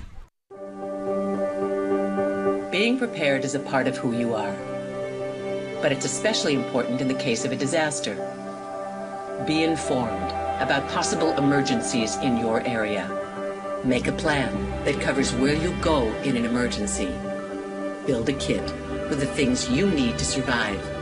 There's no one more capable of planning for your situation than you. Start your plan today. Go to ready.gov/myplan. Time now for Viking Halftime with this week's Viking profile and other halftime entertainment. The family's visit to the forest inspired a beautiful question. Mother, mother, am I a tree? You tell me to stand tall. You tell me to stay rooted. I think I am a tree. My child, of course you are. But what kind of tree will you be? The kind to hug or the kind to climb? Doesn't matter what you choose, so long as you choose to be a tree that's kind. Make the forest part of your story at a park near you. Find one at discovertheforest.org. Time now for Viking Profile, where we get to know one of this season's Colfax Viking players. And now Viking Profile. Today we're talking with Asher Pekka on Viking Profile. And Asher, you are a junior here at Colfax High School, and we know you play football or you wouldn't be here right now, but what are some other activities at school that keep you occupied? Mostly just lifting weights. That's about it. Okay. All right. So when did you start playing football, and what kind of an experience have you had? Well, it would have been flag football, like first grade-ish type deal, but it's been a fun experience. It just sucks because you lose people along the way, and yeah, it's mixed things. Okay, but you're enjoying it. Yeah, I'm enjoying it. That's the important part. Yeah. Okay, and so when you're not playing football, or you're not here at school, what are some other things that keep you interested or occupied? I like to watch a lot of Netflix. To be honest, yeah. Okay, and what genre of things do you watch on Netflix? Mostly superhero movies, if I'm not gonna lie. Oh, we're gonna get you on this one then. It's a coming. All right, rapid fire questions: pie, ice cream, cake, or cookies? Cookies. Which kind? Chocolate chip. Do you like it with nuts or without? Without. Homemade or store bought? Oh, homemade for sure. Yeah, there really isn't a comparison, is there? No. Okay. Favorite NFL team? The Packers or Seattle Seahawks. Okay. All right. Favorite collegiate team? Badgers. Now, if you had a superpower, what do you think it would be, and why would you want that one? Super speed. Just because I can get anywhere very fast. And that might come in handy this football season. Yeah, it would. Okay. Now, if you had a superpower like super speed, of course, and being a fan of superhero movies, you got to have some kind of idea what your superhero name would be. Honestly, I think I'm just going to copy one and just go with the Flash. The Flash, okay. Or Flash Pekka or something like that. Okay. We're talking with Asher Pekka here on Viking Profile. And Asher, what are your plans for after high school? Haven't really thought about it that much, but the one thing I have put into consideration is the military. Okay, and you've got a little bit of time to make up your mind on that. You're only a junior this year, so you've got some time. How about a shout out to your family? Mom, Dad, stepdad, thanks for making me play football, because now I'm starting varsity, so thank you. And see, there was a light at the end of the tunnel, wasn't there? Yes. Okay. When people come to Viking games, where are they going to find you on the field, and what number are they looking for? You can find me at running back and middle linebacker, and I'm number 33. Okay, we want to thank Asher Pekka for joining us today on Viking Profile. Coming up next, more Viking Halftime. You've been tuned to Viking Profile, where we get to know one of this season's Colfax Viking players. This has been a production of the Northern Light Webcasting Network and NLWN-TV. Stay tuned as more Viking Halftime is coming right up. You are loved. You are valued. You are resilient.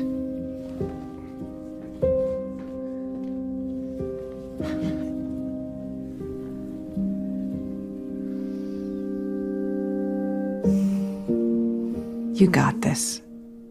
You're there for them. We're here for you. Find free care guides at aarp.org/caregiving.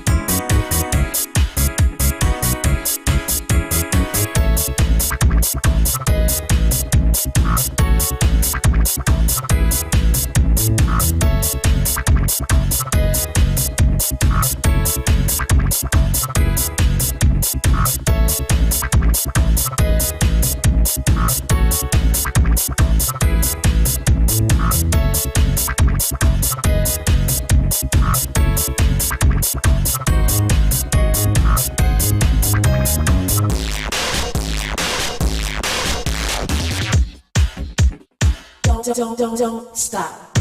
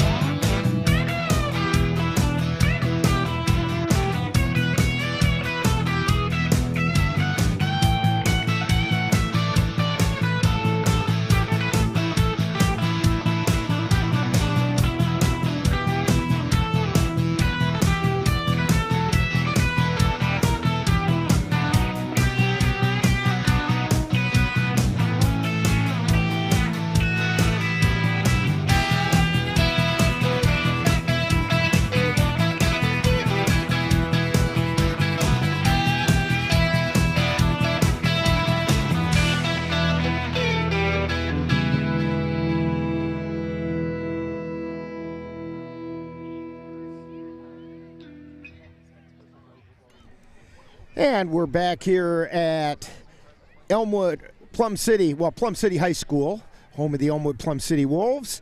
And the Wolves have opened up a 42-12 lead over the Vikings. We have some little kid flag football going on out there at halftime with a few minutes left. And Chris will keep an eye on that action for us. And they're little, Chris. Go ahead and zoom in on those guys. So, Dan, why don't you fill us in on the scoring plays? That ought to take up the 3+ minutes. Yeah. Here's what happened in the first quarter. With 10:39, number 2 for Elmwood Plum City, Blake Allen, scores a 25-yard touchdown run to make it 7-0. Then, a few minutes later, with 7:48 in the first quarter, number 21, Trevor Asher, runs for a 36-yard touchdown to make it 14-0. Then coming back with 18 seconds left in the first quarter, number 22, Kate Anderson for Colfax, gets a 13-yard touchdown pass from Tuchel to make it 14-6. Going into the second quarter, right away with 11:50, number 21, Trevor Asher, runs for a 50-yard touchdown run to make it 22-6. With 5:03 left in the first half, number 25, Riley Beckel for Elmwood Plum City, runs for a 15-yard gets a 15-yard pass touchdown to make it 30-6. With 3:48 in the second quarter, Riley Beckel comes back with a 38-yard pass to make it 36-6. With 43 seconds in the first half, number 33, Asha Pekka, gets a 2-yard touchdown run for Colfax to make it 36-12. But then right back, here comes Elmwood Plum City with 16 seconds left to get a 38-yard run by Trevor Asher to make it 42-12. So here we sit, end of the first half, 42-12. Yeah, that's where we're at. Oh, one of the most adorable little plays just happened out there with the flag footballers. A young lady was playing quarterback for the team that's in the black, and she took the snap and then stood there like, what am I supposed to do with it now? And they said, well, throw it to somebody. And so she did. And now the yellow team has it.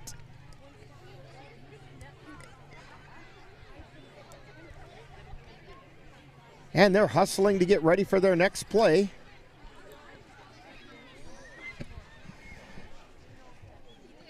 This is the future here of the EPC Wolves.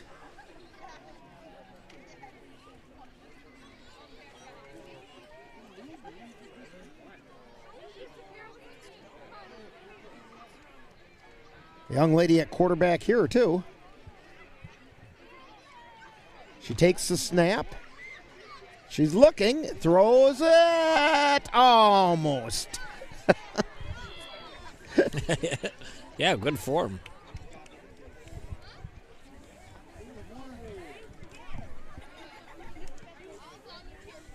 And their time is just about up. Wolves are coming back out from the locker room. I think they're going to get one more play.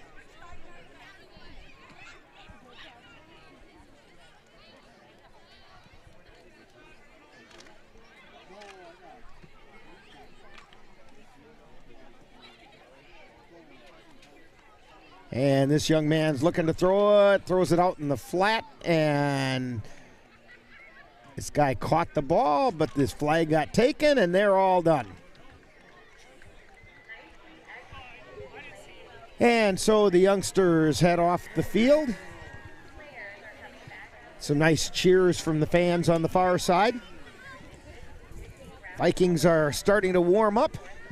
Chris, if you can get a shot of the crowd on the far side there, just from left to right, you can get a good idea of what we're looking at for a crowd here. Look along the top of the hill there. Yeah, that's the main road coming into town. Yeah, it sure is.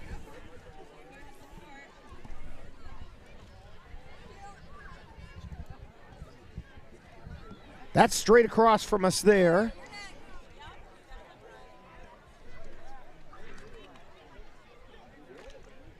And lots of folks over there. And a really good crowd on this side, too. Dan was commenting he should be charging admission for the luxury seats of people sitting in the back of his truck.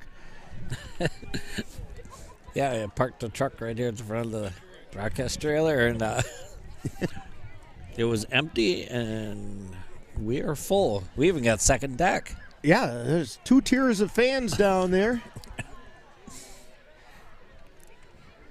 A lot of Colfax regulars and a few others. Hoping maybe the Vikings can put forth a little better performance in the second half. Actually, it's not so much that the offense has been so bad. When they haven't fumbled the ball away, they've moved the ball pretty well. The problem that they've run into is defensively, they do not have an answer for Trevor Asher. Yeah, you know, we're up, 8 to 10 feet a little higher here. When I look down, when Elmwood Plum City runs their offense, you can see the gaps that they make in that secondary of Colfax, and that just makes big running lanes for him to go wherever he wants. And Asher does a very nice job of reading that. He doesn't have a preconceived notion about where he's going to go. He goes in the direction that's planned and then adjusts accordingly and finds his way. And his teammates are providing him holes, so much so that the Vikings follow Trevor Asher, and it makes holes for Blake Allen or anybody else who happens to be out there. Christian Martin on the counter play. They've also done the counter play to Ambrose, I think it's Malls. Yeah, you know, towards the end of the first half there, Colfax did come with the blitz. Cameron Molina got through the line, Nick Jensen got through the line, and that might be what they'll have to do here in the second half. Try to get after Asher. We'll see if the Vikings have anything lined up for half number 2.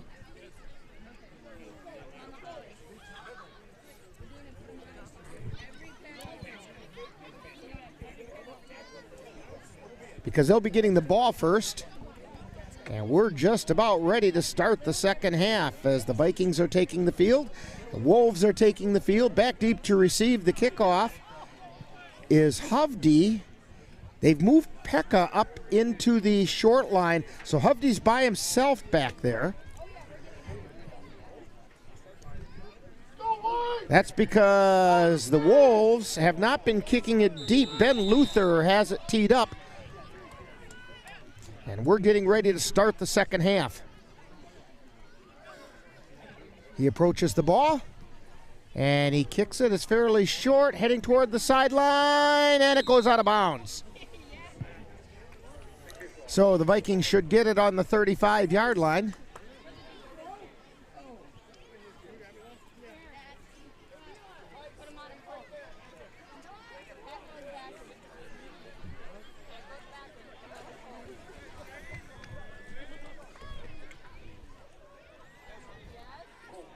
And we'll see where they mark it here. Yes, they marked it right on the 35. 1st and 10 for the Vikings.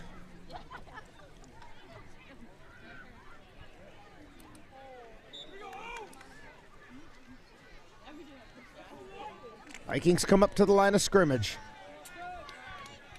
Hoffman in the slot, tight, on the left side.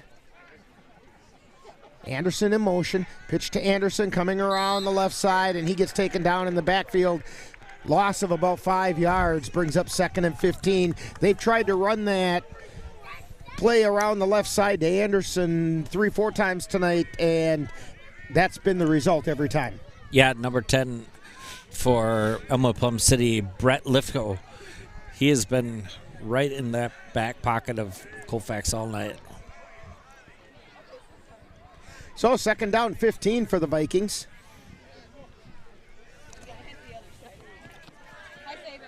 They come up to the line of scrimmage. Receivers are over on the right side this time. Anderson in motion, give up the middle. And Tuchel kept it himself. He didn't give it up the middle. He got back to the original line of scrimmage. 3rd down 10.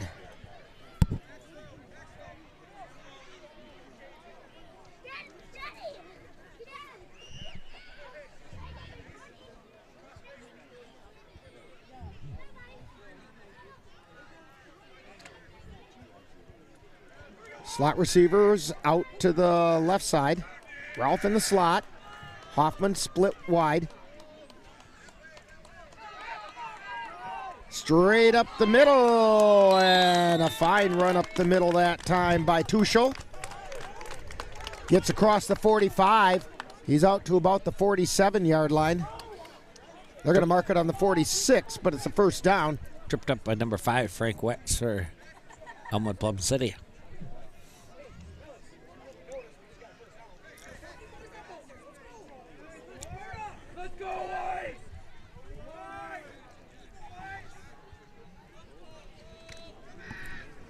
Vikings up to the line. Tuchel under center. Hovde in motion. Tuchel dropping back, looking downfield. Throws it into the flat to Ralph. It's in and out of his hands. And then knocked down by Bertzer. Yeah, just a little high for Ralph, but Colfax offense finally found a little gap in that Elmwood Plum City defense.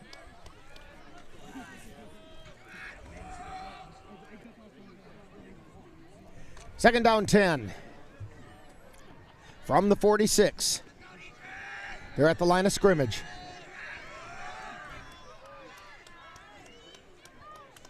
Hovde in motion, gives straight up the middle to Pekka this time. Gets it out to the 48. Gain of a couple. 3rd down 8.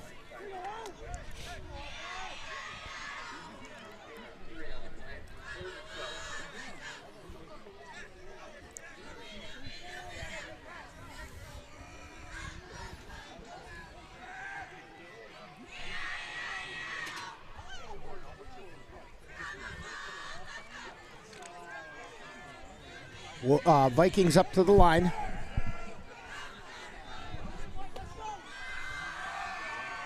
Two people in motion.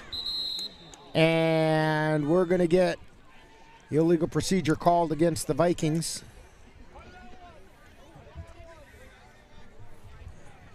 Looks like maybe number 51. Mark Solberg moved. The two guys that were in motion at the same time, which they can't do, did go back to get set. But then Solberg moved, and that was when the penalty flag flew. Had those two guys gotten set before the ball got snapped for a full count, there would not have been a penalty. So 3rd and 12.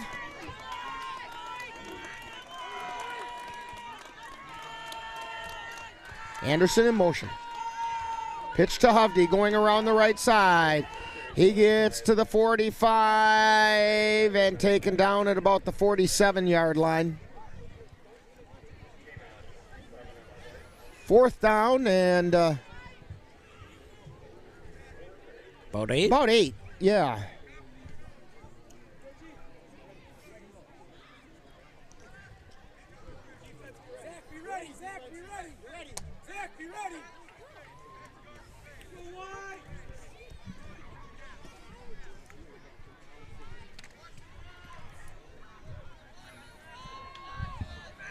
Three receivers splitting out wide to the left side this time.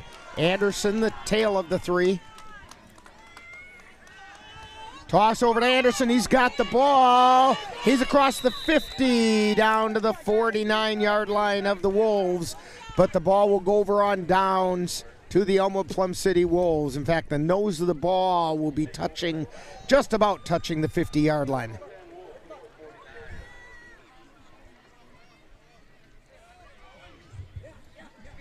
So 1st and 10 for the Elmwood Plum City Wolves.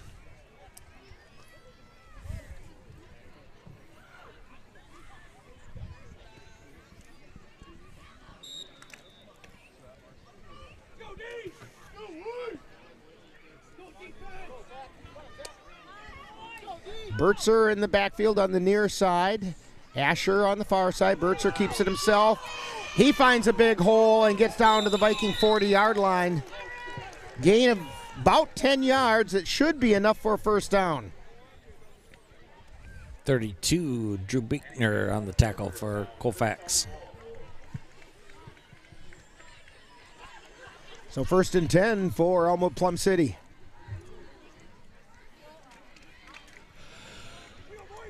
The one game we do have a score for at halftime, it was Eau Claire Regis leading Mondovi 30-0.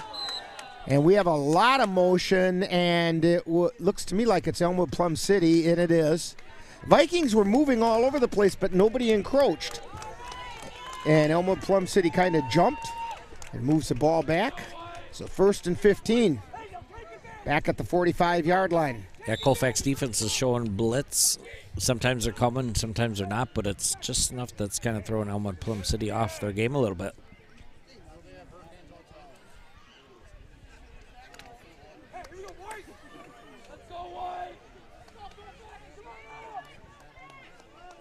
Bertzer and Asher in the back. Snap to Asher, takes it around the left side. He gets down to the 40 and taken down at about the 38-yard line. Maybe the 37. Tackled by number 33, Asher Pekka. 2nd down and 7. From the 38.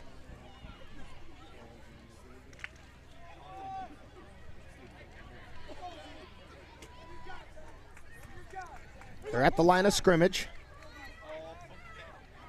Bertzer with it. Again, takes it off the left side and across the 35 down to about the 34-yard line. 3rd down and about 5.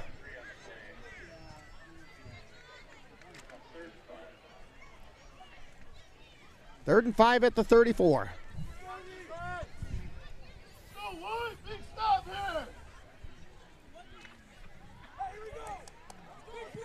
This is a big play right here for the Vikings. Force a 4th down.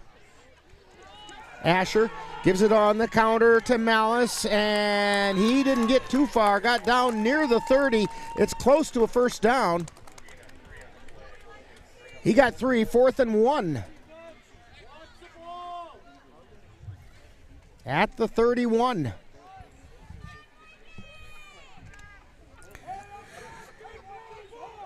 Yeah, I would assume this is going to be a run.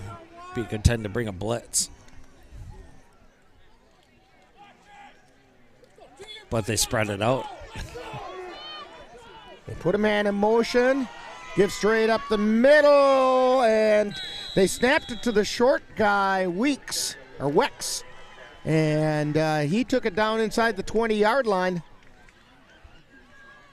They snapped it to the up man, the fullback, in that single wing. Yeah, good. And they're going to put it right on the 20. It looks like the nose of the ball on the 20. 1st and 10.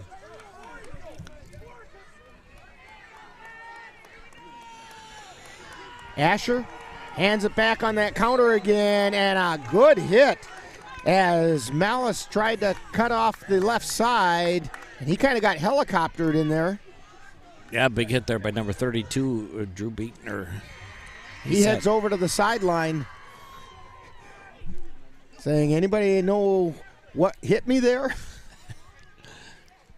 Yeah, Beekner's had a few good tackles tonight for Colfax.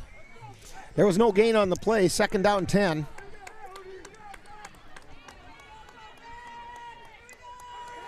Asher gets the snap, takes it off the right side, gets down around the 15-yard line. See where they spot it. It's going to be a gain of about 5. That's where they put it, right on the 15. 3rd down 5.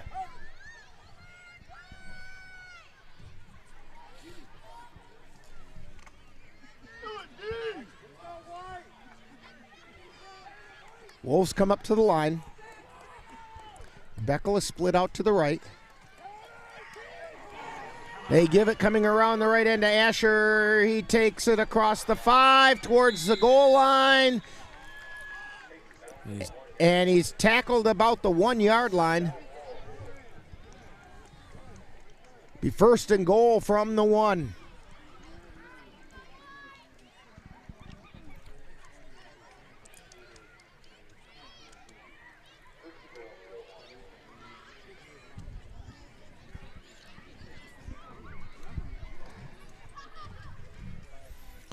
We're running the risk of going to running time here.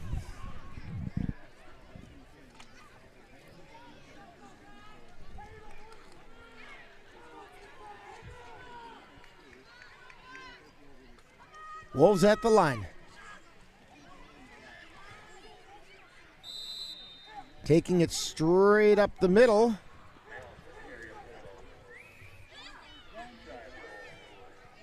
About the half-yard line.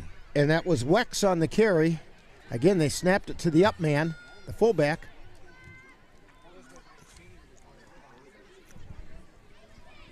So second and goal from the 1. They're up to the line of scrimmage. Give to Asher, and he takes it into the end zone for the touchdown.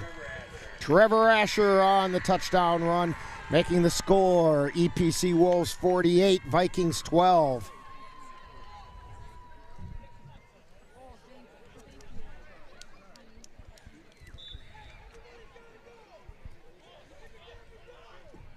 So the Wolves try the extra point.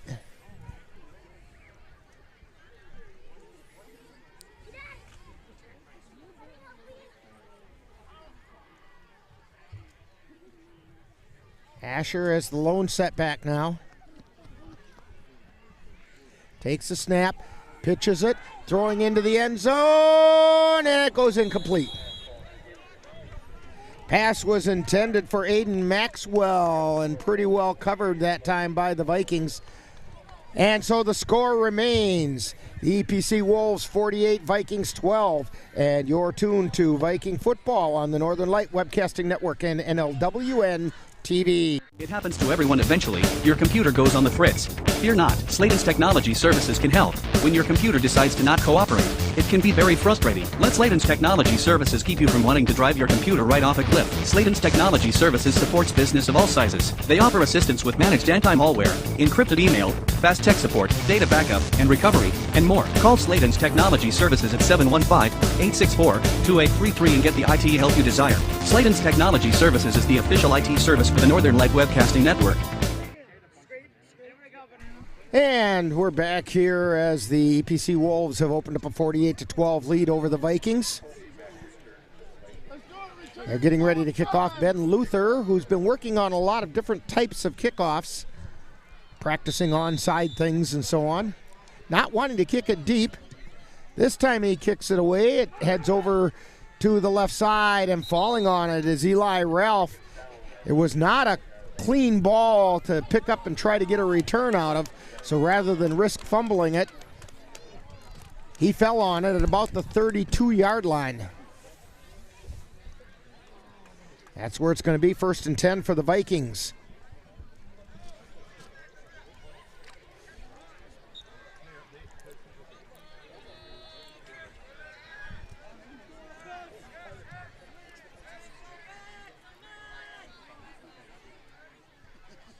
Anderson goes in motion. The ball goes straight up the middle. And it was Pekka on the carry.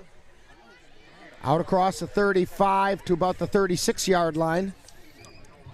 Gain of 4. 3. 2nd down, 7.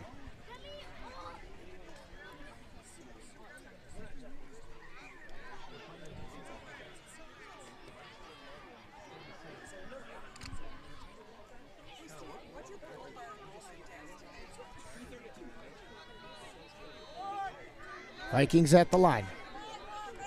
Hovde in motion. Give to Pekka, and he got tripped up as he tried to turn it upfield back at the 35-yard line. Loss of a couple. Brings up 3rd and 8. Yeah, Elmwood Plum City defense sneaking through there.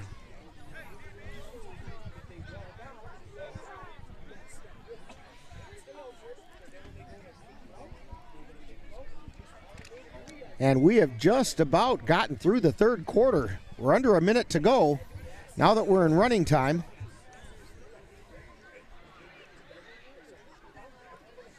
Anderson in motion. Tuchel fires it deep, intended for Hovde, but missed the target. Pass goes incomplete. Yeah, 4th down and 8. Yeah, Theo Hovde was getting out on his turn there and was open, but I think it just took a little too long for Tuchel. He had a little pressure in him. Probably the last play of the quarter, and I believe that's what it's going to be. So we come to the end of the 3rd quarter. Score, Elmwood Plum City Wolves 48, Vikings 12, and you're tuned to Viking football on the Northern Light Webcasting Network and NLWN-TV. Mom's Restaurant and Pub in Colfax has just what you need when you have that craving for a home-cooked meal the way Mom used to make it. Mom's is open from 7 a.m. to 3 p.m. daily and until 9 on Fridays with a complete breakfast menu. Lunch includes sandwiches, salads, wraps, and burgers, along with Mom's comfort food favorites, and don't forget dinner on Fridays with Mom's famous fish fry. The coffee always hot, the breakfast always delicious, and lunch puts a smile on your face. 225 Bremer Avenue, Colfax. Call 715-962-4617. That's Mom's Restaurant and Pub in Colfax. Are your pooch's proportions putting on pounds? Or is your kitty's constitution constantly complaining? Well, stop by and see the friendly folks at the Colfax Animal Hospital. Dr. Bruce Buckley and his staff will be happy to help you get your family friend back on the road to healthy living. That's the Colfax Animal Hospital. Call them at 715-962-3380. Back here at Plum City High School, Rick Olson, Dan Petchow, Chris Olson on the camera. Vikings trailing 48-12 as we're getting ready to start the 4th quarter with running time in effect, and Vikings will be punting the ball away, 4th and 8. Hoffman back in punt formation, takes the snap, gets the kick away, and the ball bounces and starts to roll back towards the Vikings, so it was down there by Anderson at about the 37-yard line for the Elmwood Plum City Wolves, and that's where they'll take over 1st down. Keep an eye on the roster here, Dan. We might have a lot of body changes.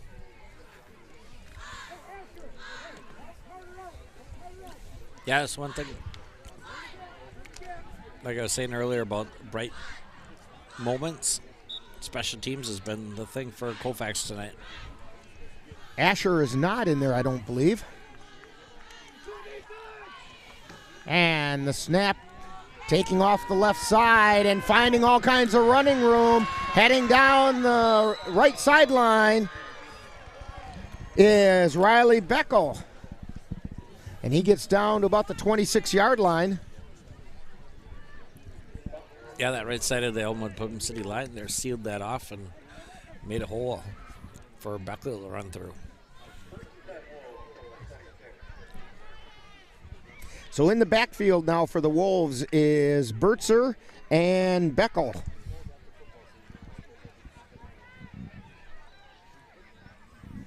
They come up to the line of scrimmage. Malice is the wing on the left. Snap to Bertzer, takes it off the right side and gets down to around the 20-yard line. Gonna mark it on the 21. Gain of 5, 2nd and 5.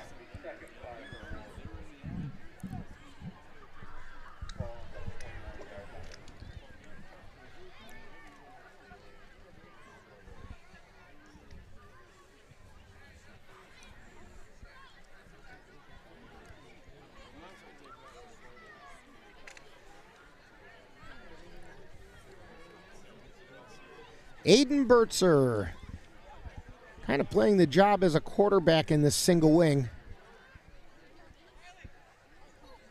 He takes the snap, fakes the handoff, takes it himself on the right side, and taken down at about the 18-yard line. Make it the 19.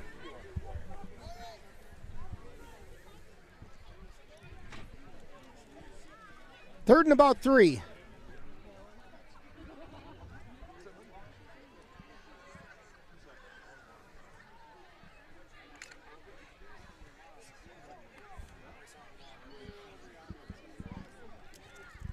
Vikings come up to the line, or Wolves come up to the line. Beckel with it, coming around the left side, found a hole off the guard. We have a flag coming in, and he gets taken down around the 10-yard line. That's in the area of holding usually. And it is. Illegal block in the back on the Wolves. So ignore that last play. They bring it back to the 28-yard line.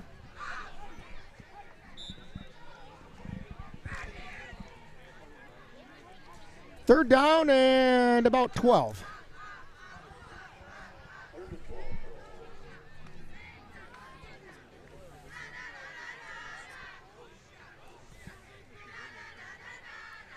Snap to Beckel, goes around the right side, still trying to turn the corner. Vikings stringing it out. He gets the corner turn, gets down inside the 20. Taken down around the 13-yard line. It's going to bring up 4th and maybe 2. It's a short 2.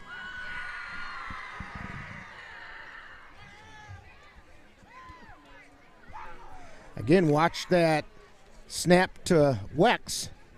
He's the up back.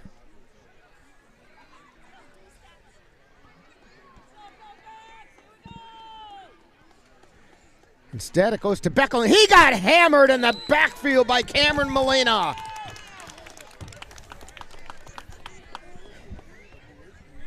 Cameron Molina with the big hit in the backfield. And the ball will go over on downs to the Vikings. Yeah. Big hit there. Cameron's had a couple big hits tonight.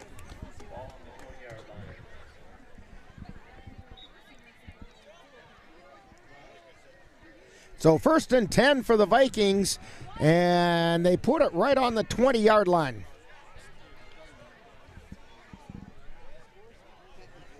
It'd be nice to see the Vikings march it down the field and finish on a high note.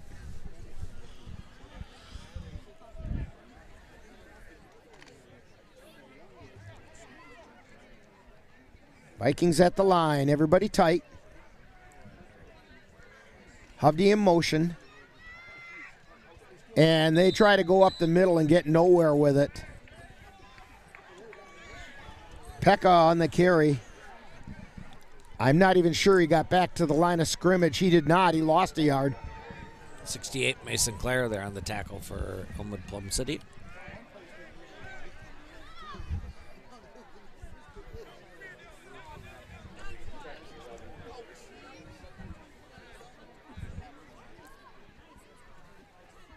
So 2nd and 11 from the 19-yard line. Vikings at the line of scrimmage.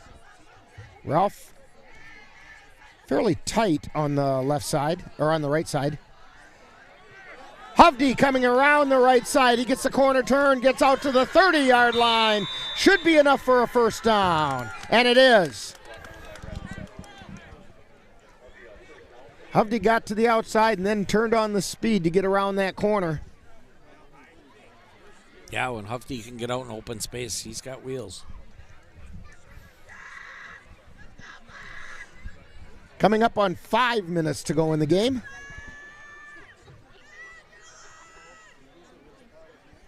Vikings at the line of scrimmage. Ralph is now on the left side. Hovde in motion. Give to Anderson. This time he goes around the left side. He found some room. Cuts it back to the inside. He's still on his feet. He's down to the 45-yard line of the Elmwood Plum City Wolves.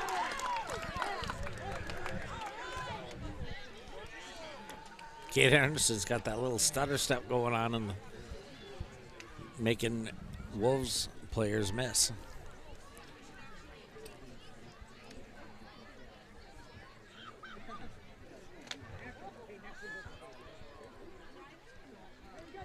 Zach Hedel tight on the right side. Anderson in motion. Give to Hovde coming around the right side. He's got the 40. He's down to the 35 to the 30. He cuts it back to the inside across the 25 down to about the 22-yard line. Theo Hovde on the carry.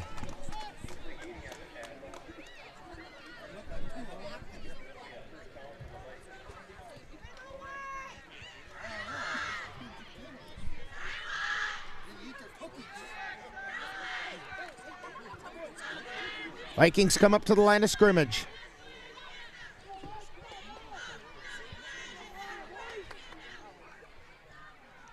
Beekner in the backfield.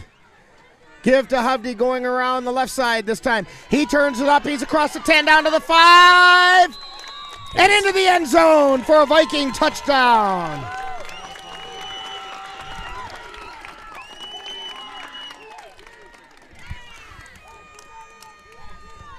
Hovde takes it into the end zone, making the score. Elmwood Plum City Wolves 48, Vikings 18.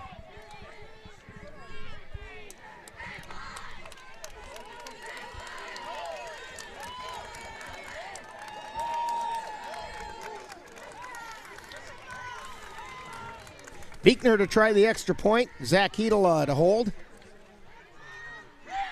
The snap, the place, the kick. It's up, but it's wide to the left. So the score remains Elmwood Plum City 48, Vikings 18. And you're tuned to Viking football on the Northern Light Webcasting Network and NLWN-TV. September is College Savings Month. Whether you're a new parent or your child's already off to high school, it's a good time to think about the future. Next to retirement planning, paying for your children's education could be the largest expense your family will bear. Dairy State Bank offers a variety of savings accounts, as well as other options that may offer greater return, but with more risk. Give us a call today. Dairy State Bank, banking on relationships. Member FDIC.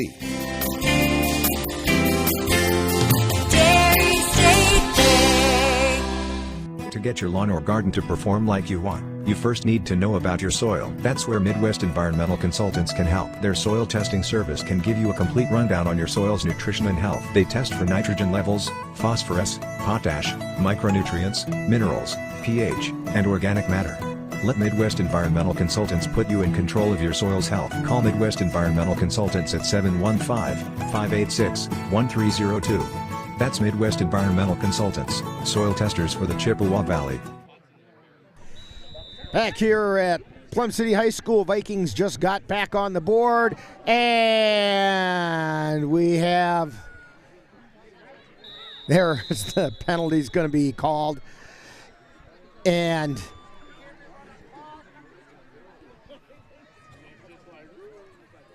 the ball is going to be dead on the missed kickoff. It was a swing and a miss for strike 2.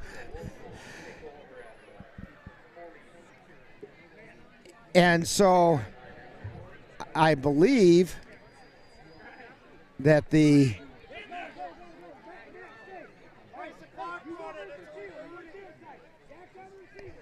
and evidently, once you start running clock, it doesn't stop doing running clock because they did narrow the score back down to less than 35.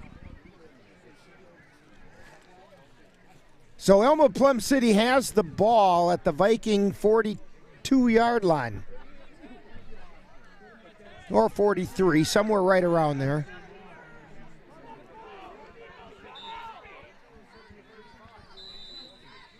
And we have a timeout being called by the Vikings. Little bit of confusion on the field. 2:18 to go, and you're tuned to Viking football on the Northern Light Webcasting Network and NLWN-TV. Colfax High School football action is coming your way on the Northern Light Webcasting Network and NLWN-TV. Coming up on Friday, October 7th, the Colfax Vikings will host the Glenwood City Hilltoppers from Colfax High School. Coverage begins at 6:40 p.m. with Viking Pregame. That's live Colfax Viking football on Friday, October 7th on the Northern Light Webcasting Network and NLWN-TV. Okay, Viking defense got themselves figured out here. Waiting for the water boy to get off the field for the Wolves. They're at the line of scrimmage, 1st and 10, at the 43-yard line of the Vikings. And the snap goes to... We don't have his name. Number 28? Nope. Tackled by Eli Ralph. We got that one. And I was waiting to hear if they called his name from the public address announcer, and they didn't. Well, anyway, number 28 and Langdon Bankston are the two running backs now. Bankston has it this time.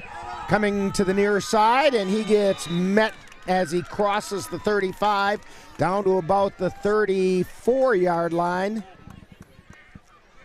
Brings up 3rd down and about a yard. Big hit there by 32, Drew Beekner for Colfax.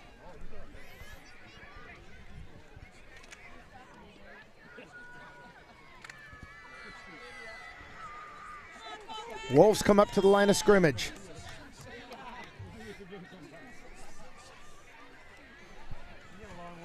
And the snap goes to that number 28 again, who we don't have the name for. But hit by Tice Theory made the tackle.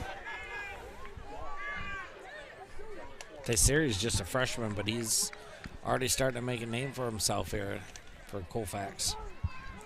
Loss of a yard on the play, 4th down, and good healthy 2 inside of a minute to go.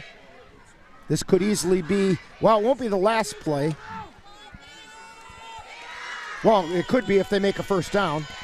28 with it, gets hit in the backfield and taken back. And, well, with a running clock, that's probably the last play of the game. Drake Knutson, 54 for Colfax, got the tackle. And that's going to do it. The Vikings aren't even going to run a play. So the final score tonight, the Elmwood Plum City Wolves 48, Vikings 18. And we'll have more about this game for you on Viking Postgame coming up right after this timeout. You're tuned to Viking football on the Northern Light Webcasting Network and NLWN-TV. Hello guys and ghouls. Be sure to join me in my feeds at NLWN-TV for our 2nd annual Halloween Spooktacular, where we will bring you some of the best in Halloween-themed old-time radio programs.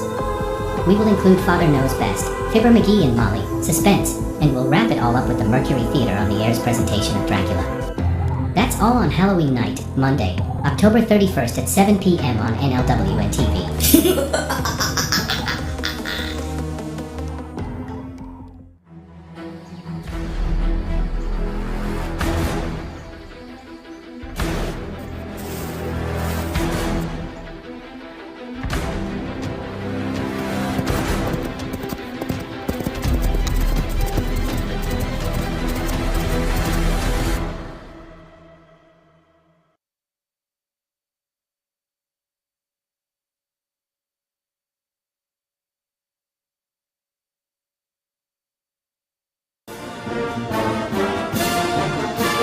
This has been Colfax Viking football, live on the Northern Light Webcasting Network. This has been a presentation of the Northern Light Webcasting Network in conjunction with Colfax High School. Stay tuned. Coming up next is Viking Postgame, where I'll look back at today's game.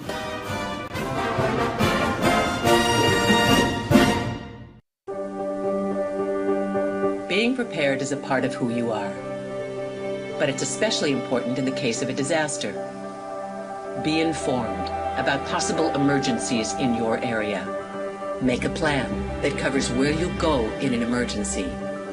Build a kit with the things you need to survive. There's no one more capable of planning for your situation than you. Start your plan today. Go to ready.gov/myplan. Time now for Viking Postgame with our wrap-up of today's Colfax Vikings game. And now, back out to the stadium. And we're back here at Plum City High School with Viking Postgame. And, well, what do we say, Dan? Yeah. 48-18, Vikings drop one to the Wolves. Yeah, like we were saying earlier, Trevor Asher's exactly what we expected. And, we see little glimpses from Colfax every once in a while. We do. I will agree with you. Trevor Asher's everything advertised. He will be playing on Saturdays next year, I suspect. He's one of the most impressive running backs I've seen in quite a while. And I've seen a lot of really good running backs through my years, including one who is the defensive coordinator at the University of Wisconsin. Trevor Asher's all of that. And so I think that he could be looking for some very good things in his future. Yeah, he's got good eyes, good speed, can find that open area to go to, and once he makes that corner, he's gone. Well, Dan, why don't you fill us in on how things went in tonight's game? Give us that scoring rundown. In the first quarter, number 2, Blake Allen runs for a 25-yard touchdown run to make it 7-0 Elmwood Plum City. Then they come back with 7:48 in the first quarter, and Trevor Asher runs for a 36-yard touchdown to make it 14-0. Then Colfax gets on the board. Number 22, Kate Anderson, gets a 13-yard touchdown pass to make it 14-6. In the second quarter, with 11:50 left in the first half, number 21, Trevor Asher, runs for a 50-yard touchdown run to make it 22-6. 5:03 left in the second quarter. Number 25, Riley Beagle, runs for a gets a 15-yard pass to make it 30-6. With 3:48, number 25, Riley Beagle, comes back with a 38-yard touchdown pass to make it 36-6. With 43 seconds left in the second quarter, number 33, Ashapaka, gets a 2-yard touchdown run for Colfax to make it 36-12. But then here comes Elmwood Plum City with 16 seconds left, and Trevor Asher runs for 38 yards to make it 42-12. Not much of the second half. Third quarter, 1-yard touchdown run by Trevor Asher to make it 48-12.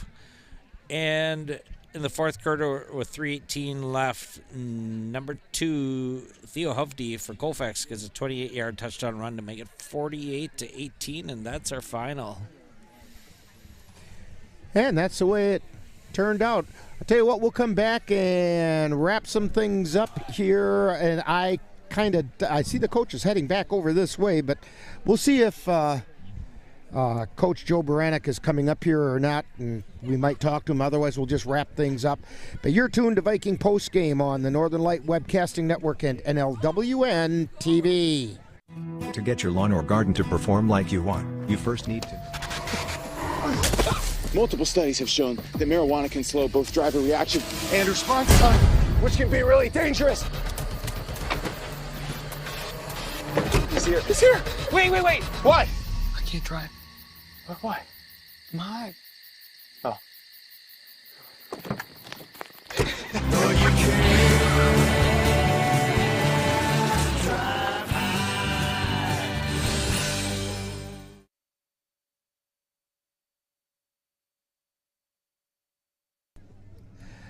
And we're back here at Plum City High School Rick Olson here along with Dan Petchow, Chris Olson on the camera, and just heard from Joe Baranek that we're not going to get a chance to talk with him. We'll summarize this game when we do Coach's Corner before next week's game. But something I wanted to mention about this game, Dan, in spite of the fact that the Vikings, we're heading into a little bit of camera issue here. And I think what we'll do is we'll just go like this. Oh, we got it back. Okay. I don't know what happened there, but all of a sudden Chris got me nothing, but I got something back. Anyway, I was about to say here, Dan, in spite of the fact that they lost 48-18,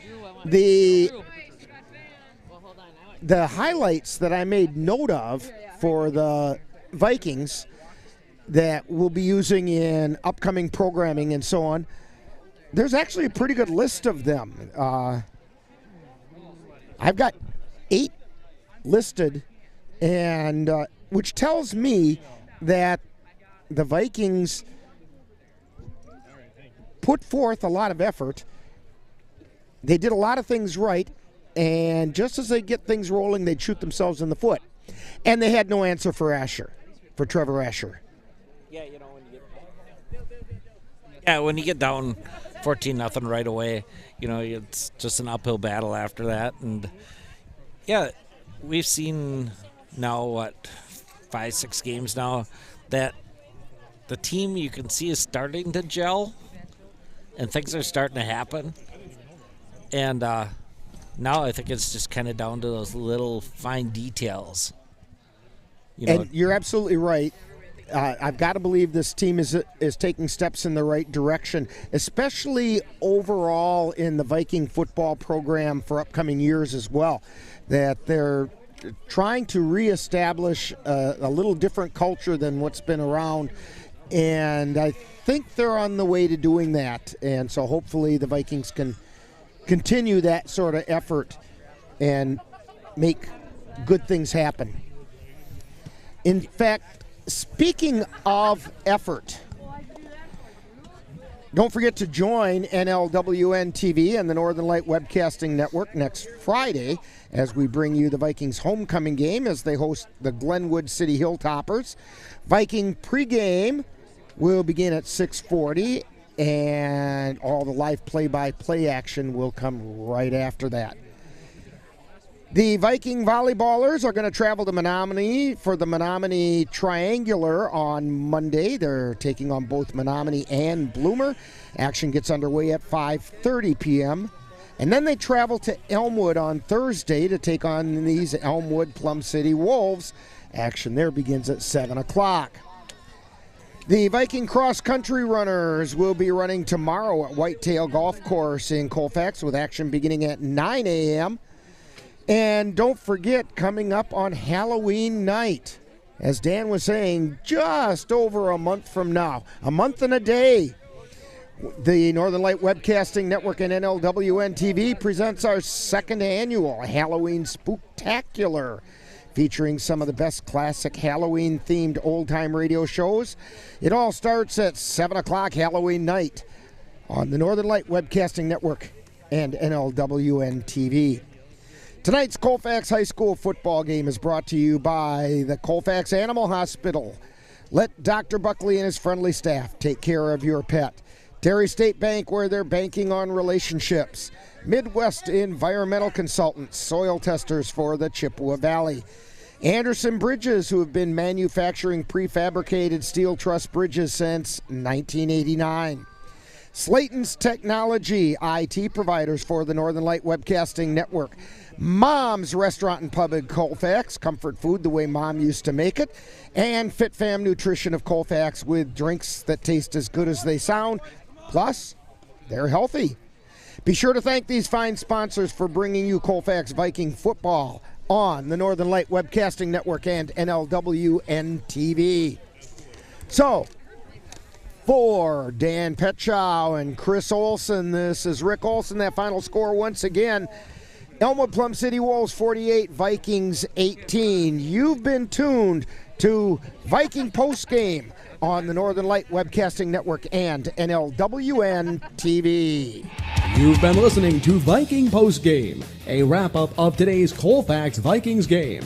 You can catch Colfax Vikings games by tuning in any of the Northern Light Webcasting Network outlets. This has been a production of the Northern Light Webcasting Network.